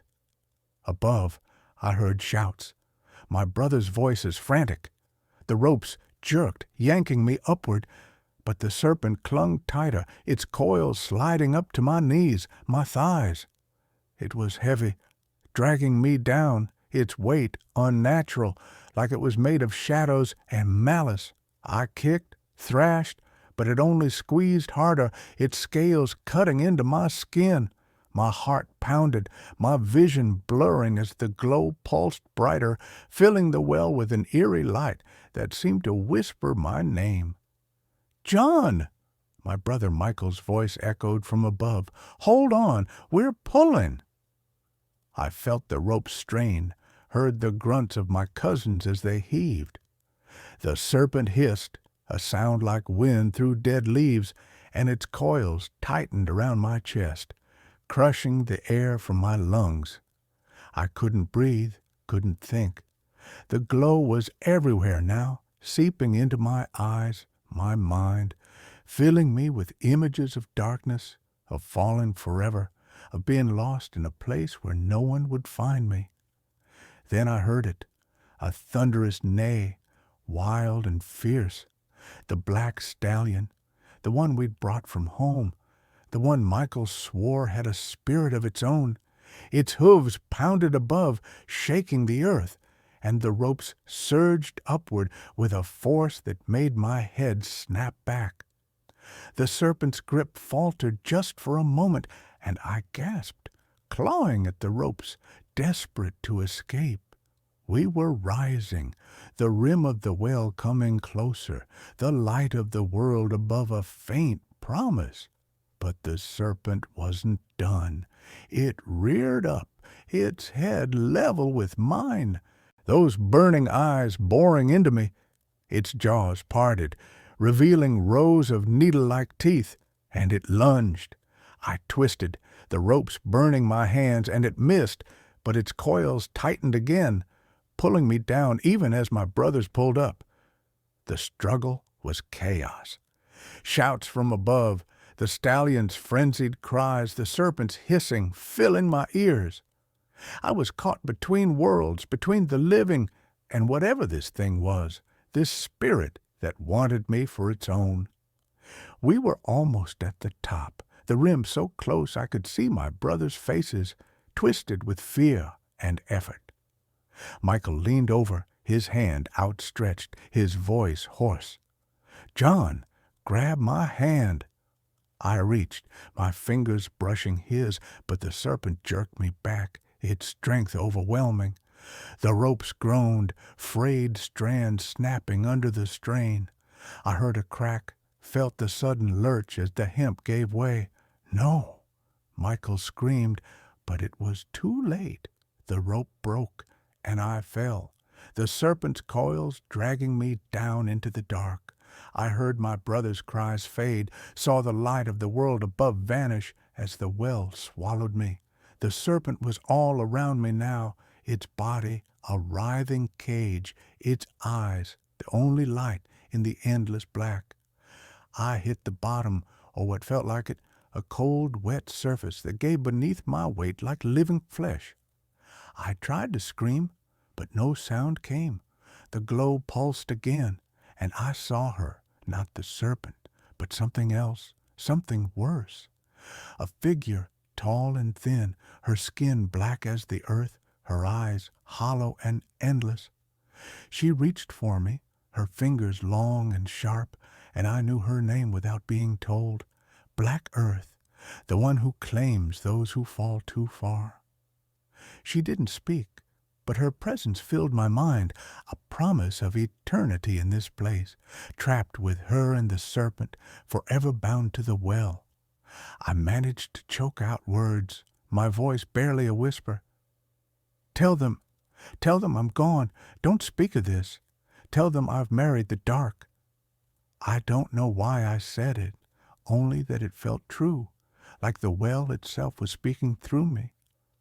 The figure smiled, a horrible, empty smile, and the serpent's coils loosened, not in mercy, but in ownership. I was theirs now, part of the well, part of the curse. Above, I heard the faint echo of my brothers' voices, calling my name one last time. Then silence. The light was gone, the ropes were gone, and I was alone with the spirit in black earth, lost in the haunted well, my screams buried in the darkness below. Story 10. The Haunted Well of Sabattus. I was 12 years old when I first heard the whispers about the old well in Sabattus, Maine. My name's Caleb, and I grew up in a small town where stories spread like wildfire, especially the creepy ones. The well wasn't just any well. It was the well, the one kids dared each other to visit, the one parents warned you to steer clear of. It sat on the edge of an abandoned farm, surrounded by tall grass and crumbling stone walls, its wooden frame weathered gray by decades of neglect. The rope that hung from its rusted pulley was frayed, swaying in the breeze like it was beckoning you closer. Everyone called it the Haunted Well, and for good reason.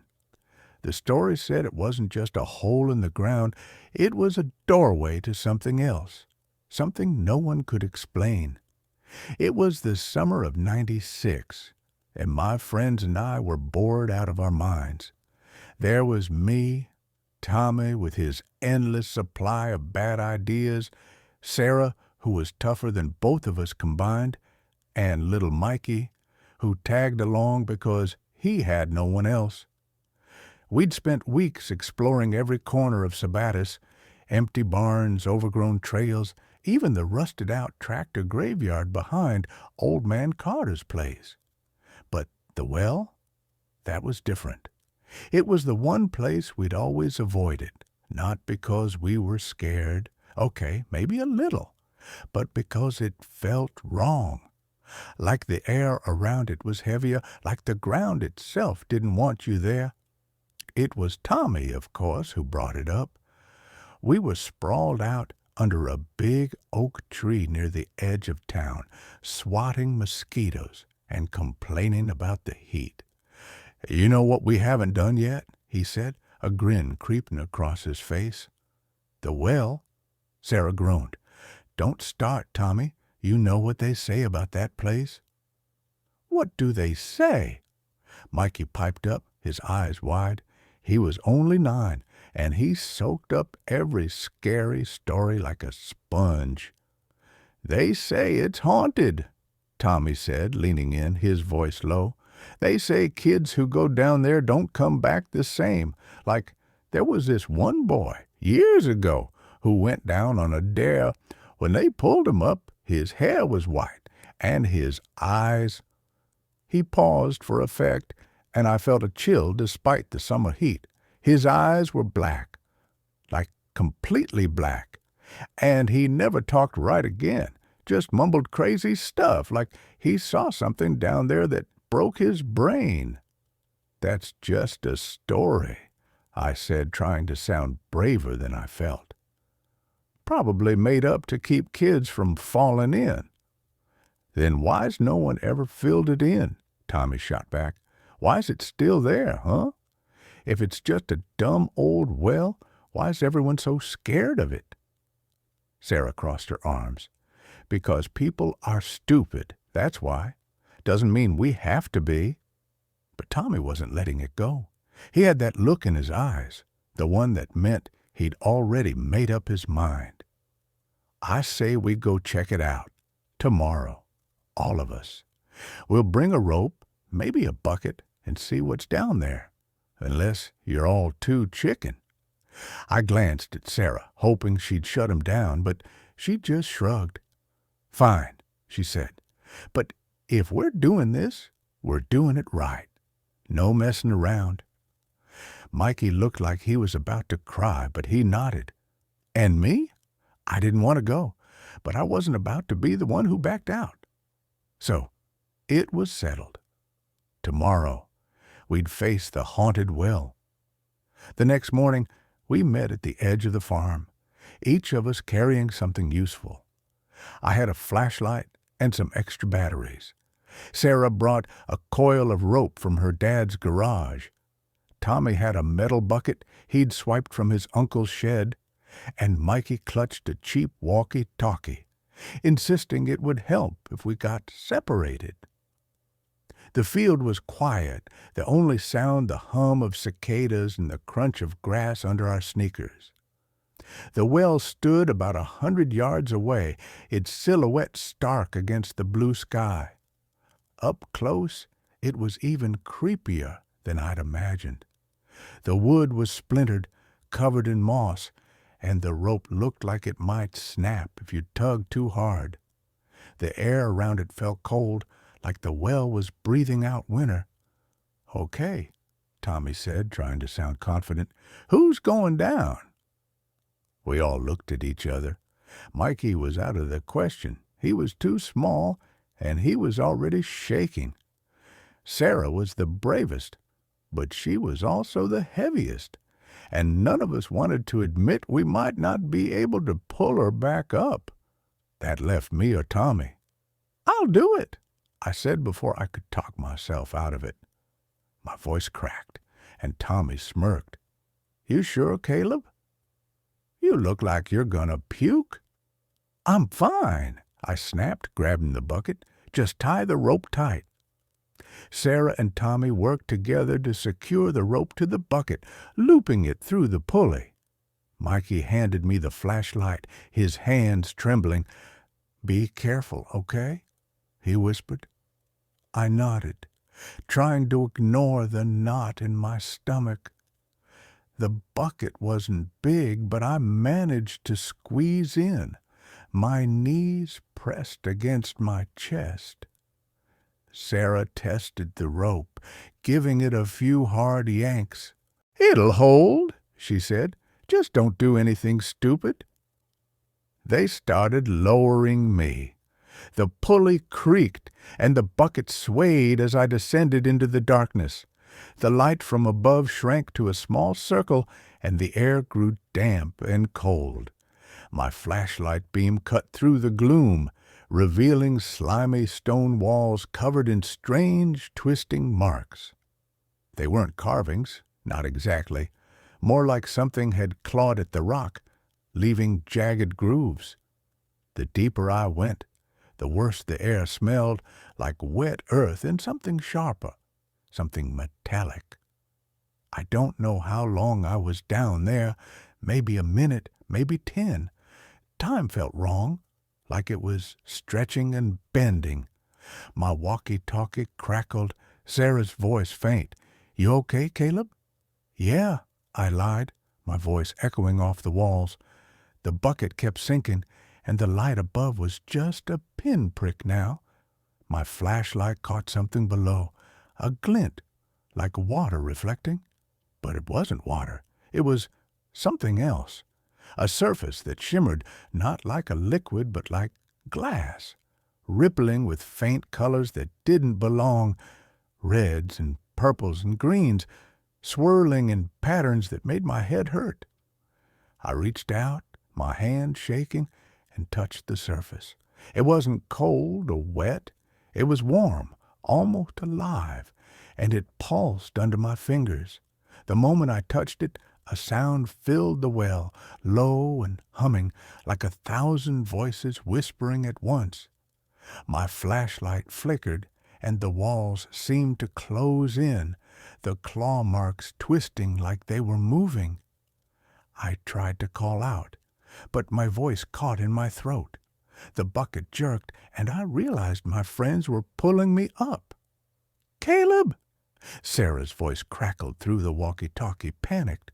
"What's happening? Answer me!" I couldn't answer. My head was spinning, and the whispering was louder now, filling my skull. It wasn't words, not exactly, but it felt like it was trying to tell me something I wasn't supposed to know. The bucket lurched higher, and the shimmering surface disappeared below me. By the time I reached the top, my hands were shaking so bad I could barely hold the flashlight. Tommy and Sarah grabbed me, pulling me out of the bucket. "What happened?" Tommy demanded. "You look like you saw a ghost." I tried to speak, but my mouth was dry. Mikey was staring at me, his eyes wide.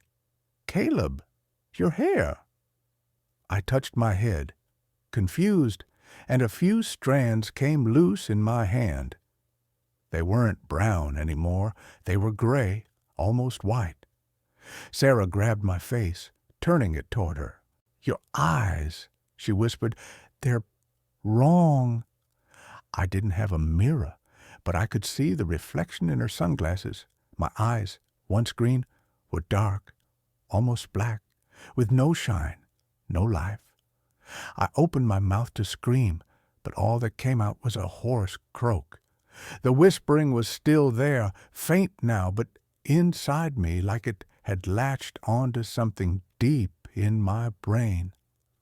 The days after that are a blur. My parents took me to doctors, but none of them could explain it.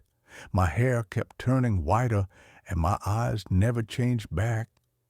I stopped talking much, not because I didn't want to, but because every time I tried, the whispering got louder, drowning out my thoughts. It wasn't just nonsense. It was something, fragments of ideas too big, too wrong, for me to understand. I'd catch glimpses of shapes in my dreams, things with too many angles, things that didn't fit in the world. Tommy, Sarah, and Mikey never went near the well again. Tommy tried to laugh it off, but I could see the fear in his eyes.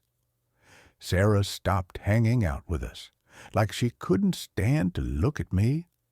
Mikey was the only one who stuck around, but even he was different, quieter, like he was waiting for something bad to happen. A month later, we heard about another kid, a high schooler named Ethan, who'd gone to the well on a dare. He didn't come back. They found his bike in the field, but no trace of him. The town started talking about filling in the well, but no one ever did. It's still there, rotting in that field, the rope still swaying like it's waiting. I don't go outside much anymore. The whispering never stops. And sometimes, when it's quiet, I feel that warm, pulsing thing from the well, like it's still touching me, still watching. I don't know what's down there, and I don't think I want to. But sometimes, late at night, I hear it calling my name. It was a year later when Tommy got the idea to go back. I'd been avoiding him, avoiding everyone, but he showed up at my house one night, his eyes wild. "We have to fix this, Caleb," he said. "Whatever happened to you, it's still there. We can't just leave it." I didn't want to go, but Tommy was relentless. He'd been reading old books from the library, stories about the land before the farm was built, about strange things settlers had seen in these woods. He thought the well was older than anyone knew, maybe older than the town itself. "We'll go at night," he said. "No one'll see us. We'll figure out what it is and stop it." Sarah refused to come, and Mikey was too scared, so it was just me and Tommy. We snuck out after midnight, the air cold and sharp. The well looked different at night, like it was waiting for us. The rope was still there, swaying even though there was no wind. Tommy had brought a crowbar, a flashlight, and a notebook, like he was some kind of explorer. "We're not going down," he said. "We're just going to look, maybe drop something in, see what happens." He tied the crowbar to the rope and lowered it, the pulley creaking louder than before. The rope went slack after a while, like the crowbar had hit something soft. Tommy frowned, tugging it back up. When it came out, the crowbar was wrong. Its metal was twisted, like it had been melted and reshaped into something that didn't make sense. Tommy dropped it, cursing under his breath. "What the hell is this thing?" I didn't answer. The whispering was back, louder than ever, and it wasn't just in my head anymore. It was coming from the well, a low hum that made the ground vibrate. Tommy grabbed the flashlight and shone it down, but the beam didn't reach far. The darkness seemed to eat the light, swallowing it whole. And then we heard it, a sound like footsteps, heavy and slow, climbing up the stone walls. "Tommy," I whispered, my voice shaking, "we need to go." He didn't listen. He leaned over the edge, staring into the dark. "There's something down there," he said, his voice almost excited. "I can see it moving." I grabbed his arm, trying to pull him back, but he shook me off. The footsteps were louder now, closer, and the air felt like it was pressing down on us. The rope started moving on its own, the pulley spinning as something pulled it from below. Tommy screamed, stumbling back, and I saw it, just for a second. A shape in the dark, too big to be human, its edges wrong, like it was made of shadows that didn't fit together. We ran. We didn't stop until we were back in town, panting and shaking. Tommy didn't talk about it after that, not to me, not to anyone. But I saw the way he changed, the way he flinched at shadows, the way he'd wake up screaming some nights. I knew because I was the same. 2 years passed, and the well was still there. The town had put up a fence around it, but kids still snuck in, daring each other to get close. Most of them came back fine, laughing it off, but every now and then someone didn't. A girl named Lily went missing last spring. They found her shoes near the well, nothing else. The police searched for weeks, but it was like she'd vanished into thin air. I'm older now, almost 16, but I don't feel it. My hair's completely white, and my eyes scare people when they look too long. The whispering's a part of me now, like a heartbeat I can't shut off. Sometimes I think about going back, about climbing down that well and facing whatever's there. Maybe it would give me answers. Maybe it would make the whispering stop. But deep down, I know better. The well doesn't give answers.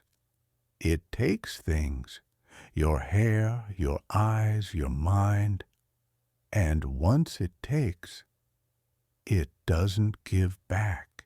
Story 11, Okiku's Well, I Am Okiku, once a servant girl in the grand halls of Himeji Castle. My story is not one of warmth or triumph, but of sorrow and shadow, bound to the cold stone of a well that now bears my name. If you listen closely, you might hear my voice in the wind, counting, always counting, for a dish that will never be found. Let me tell you how I came to haunt these grounds, my tale woven through the nights of terror that followed my death. It began in the spring, when cherry blossoms drifted like pale ghosts across the castle gardens. I was young, my hands calloused from scrubbing floors and polishing the treasures of Lord Aoyama, a samurai whose eyes lingered too long on me. His gaze was not kind. It was hungry, possessive, like a wolf circling prey. I was no fool. I knew what he wanted, and I refused him, my head bowed but my heart unyielding. Each time he cornered me in the shadowed corridors, his words dripping with false sweetness, I slipped away, my silence my shield. But Aoyama was not a man to be denied. His pride was a blade, sharp and unforgiving. One evening, as the sun bled red over the horizon, he summoned me to the great hall. The air was heavy, the servants' whispers silenced by his presence. Before me lay 10 priceless dishes, their porcelain surfaces gleaming like moonlight on water. They were the pride of the castle, each one a masterpiece, entrusted to my care. "Okiku," he said, his voice smooth as silk but cold as iron, "count them." I did as he commanded, my fingers brushing the cool edges of the plates. 1, 2, 3, 4, 5, 6, 7, 8, 9. My breath caught. I counted again, slower this time, willing the number to change. 1, 2, 3, 4, 5, 6, 7, 8, 9. My heart sank into my stomach. One dish was missing. Aoyama's smile was a predator's grin. "You've lost it, haven't you? A priceless treasure, gone under your watch." His voice grew louder, drawing the eyes of the other servants, who shrank back into the shadows. "Admit it was your mistake, Okiku. Beg for my mercy." I knew the truth. I had polished each dish that morning, counted them twice, laid them carefully in their place. The 10th dish had not been lost. It had been taken by him.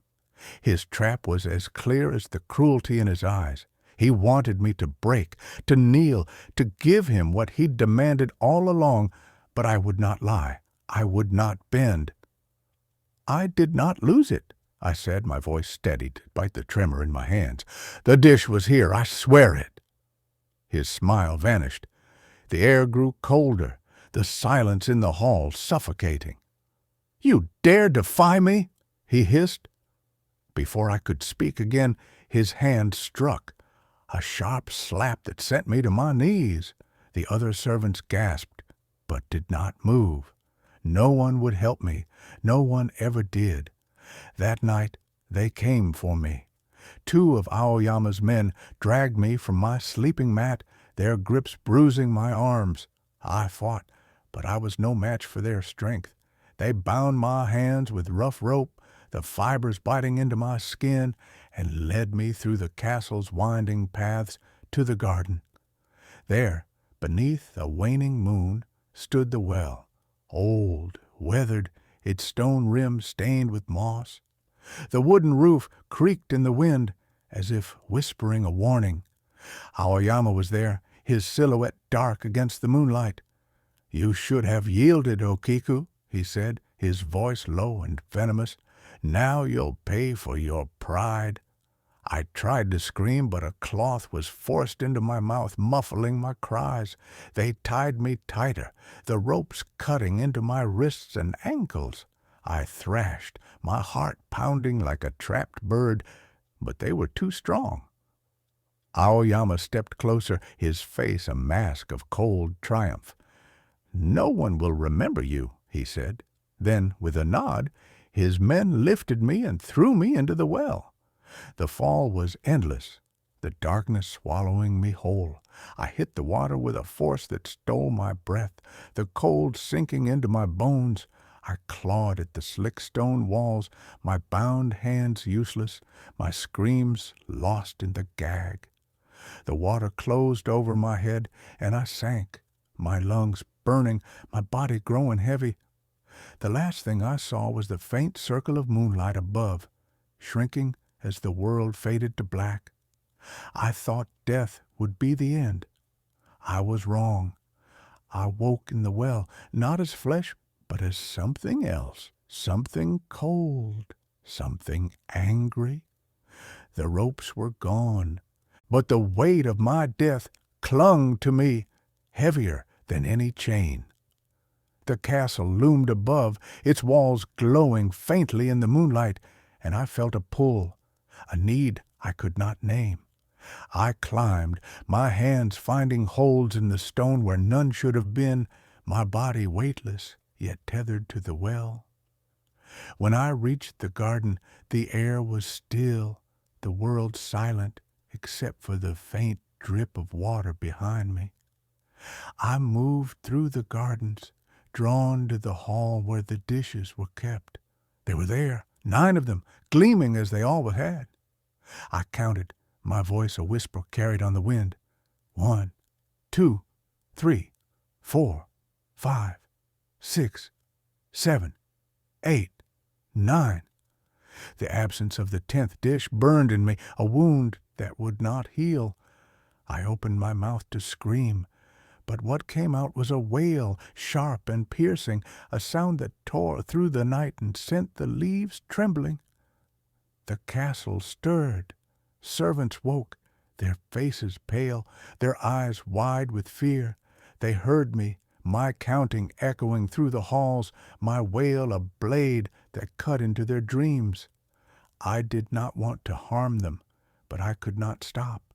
The missing dish, Aoyama's betrayal, my death, they bound me to this place, to this endless counting, to this torment. Night after night I rose from the well.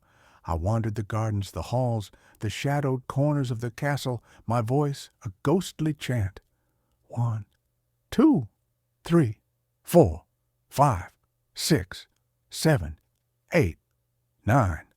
And then the wail, the scream that carried my pain, my rage, my loss. Those who heard my counting fell ill, their faces gaunt, their bodies trembling.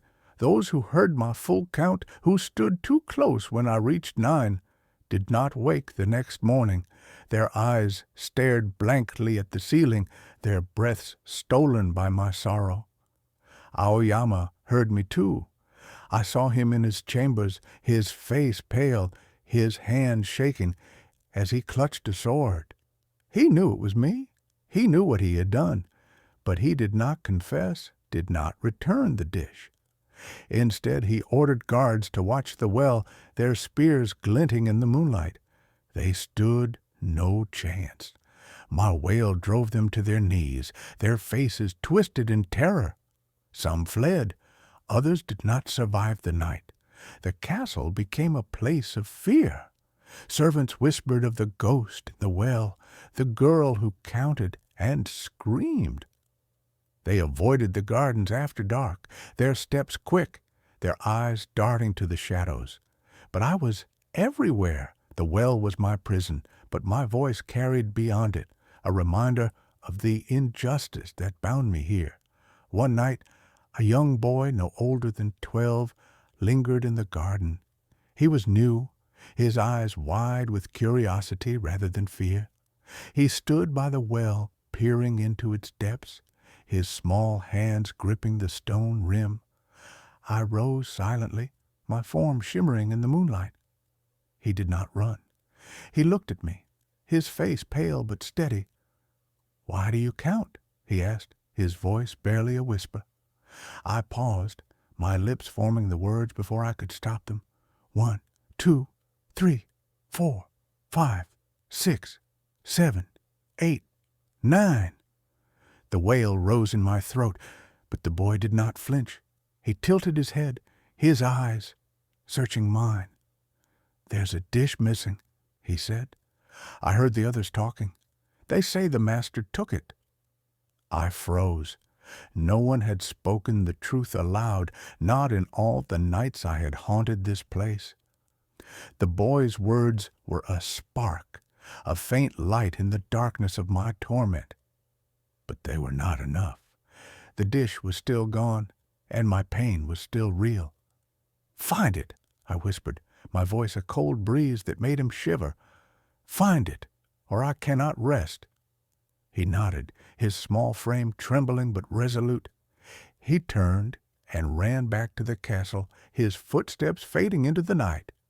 I sank back into the well, the weight of my death pulling me down once more. The boy did not return the next night, nor the night after.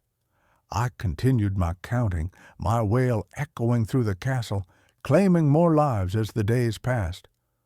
Aoyama grew gaunt, his eyes hollow, his sleep stolen by my voice. He barricaded himself in his chambers, but walls could not keep me out. I stood at his bedside, my form flickering like a dying flame, and counted. 1, 2, 3, 4, 5, 6, 7, 8, 9. His scream joined mine, but it did not free me. Weeks passed, or perhaps months. Time meant little to me now. The castle was a husk, its halls empty, its gardens overgrown. The servants had fled, and those who remained spoke of the curse of Okiku's well. Aoyama was a shadow of himself, his power crumbling as my voice grew stronger. Then one night, the boy returned. He stood by the well, his hands clutching something wrapped in cloth. His face was pale, his eyes wide with fear, but he did not run. He unwrapped the cloth, revealing the 10th dish, its porcelain surface gleaming in the moonlight. "I found it," he whispered. "It was hidden in the master's chambers, behind a false wall." I stared at the dish, my heart, if I still had one, aching with a mix of relief and rage. The boy placed it on the ground. Stepping back as I approached, I knelt, my ghostly fingers brushing the surface, and began to count. 1, 2, 3, 4, 5, 6, 7, 8, 9. I paused, my breath catching. 10. The word hung in the air, heavy and final. The wail did not come. The weight that had bound me to the well lifted, like a chain snapping free. I looked at the boy, his small form trembling but brave, and I felt something I had not felt since my death. Peace. I rose, my form fading into the moonlight, and the well grew silent. The boy stood alone, the dish at his feet, the castle still around him. I was gone. My story ended, my spirit freed by a single word spoken in the dark. Story 12. The Wailing. Well, my name is Thomas Reed, and I was 16 when I first heard the whispers about the Wailing Well. It was the summer of 1927, and my scout troop had set up camp in a sprawling meadow just outside a small village nestled in the English countryside. The days were filled with knot-tying, fire-building, and long hikes through the rolling hills. But there was one place we were told never to go, a dense copse of gnarled trees surrounding an old stone well, tucked away at the edge of the camp's boundaries. The locals called it unlucky, a word that hung in the air like damp fog. I was never one to heed warnings. They felt like challenges, dares to prove I was braver than the rest. My friend Stanley Judkins was the same, arrogant, brash, always chasing the next thrill. He'd scoff at the stories the older scouts whispered around the campfire, tales of a well that moaned in the dead of night, of shadows that moved without bodies to cast them. "Superstitious nonsense," Stanley would say, tossing a stick into the flames. I'd nod, but something about the way the villagers avoided that part of the field made my stomach twist. It was on the 3rd day of camp that Stanley and I overheard a conversation that changed everything. We were fetching water from a stream when we saw an old shepherd, his face weathered like the bark of an ancient oak, talking to one of the scout leaders. His voice was low, urgent. "The sheep won't graze near that copse," he said, pointing toward the cluster of trees. "Dogs won't go near it, neither. They smell what's wrong with that place." He paused, his eyes darting to the well silhouette in the distance. 4 of 'em haunted. 3 women, 1 man. Thieves and worse in life, restless in death. They linger by that well, and they don't take kindly to trespassers. Stanley elbowed me, grinning. "Sounds like a load of rot, doesn't it, Tom?" I forced a laugh, but the shepherd's words stuck with me. That night, as the camp slept under a moonless sky, Stanley leaned over from his cot. "Let's go see it," he whispered. "The well, tomorrow. Prove it's just a story." My heart raced, not with excitement, but with a nagging dread. Still, I couldn't let him think I was scared. "Fine," I said, "but you're carrying the bucket." The next morning, we slipped away during a break in the schedule. The copse was farther than it looked, hidden behind a rise in the land. As we approached, the air grew heavy, the kind of stillness that presses against your ears. The trees were old, their branches twisted like fingers clawing at the sky. The well itself was unremarkable at first glance, just a low circle of moss-covered stones, half sunken into the earth. But the clearing around it felt wrong. No birds sang, no insects buzzed. Even the grass seemed to shy away, leaving patches of bare soil. Stanley strode forward, all bravado. "See, nothing here but a hole in the ground." He kicked a pebble into the well, and we waited for the splash. It never came. Instead, a low sound rose from the depths, a keening like wind through a cracked window, but sharper, angrier. I grabbed his arm.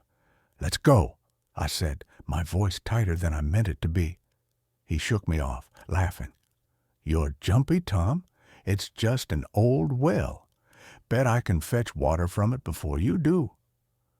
He grabbed the rusted bucket tied to the well's rope and started lowering it. The rope creaked, and that keening sound grew louder, more distinct. It wasn't wind. It was voices, wordless, overlapping, rising and falling like a chorus of grief. I stepped back, my boots sinking into the soft earth. "Stanley, stop it," I hissed. He ignored me, leaning over the well's edge, the bucket clanging against the stones below. The air turned colder, sharp enough to sting my skin. I saw something then, just for a moment, a flicker of movement in the trees, a shadow that didn't match the branches swaying above. "Got it!"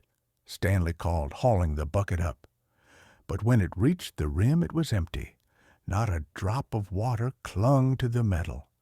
His grin faltered, and for the first time I saw uncertainty in his eyes. The keening stopped, replaced by a silence so deep it felt like the world was holding its breath. "Let's go," I said again, and this time he didn't argue. We returned to camp, but the weight of that place followed us. That night, Stanley was restless, tossing in his cot, muttering about the well. "It's nothing," he kept saying, more to himself than to me. "Just a stupid well." But his eyes were wide, his face pale in the lantern's glow. I didn't sleep either.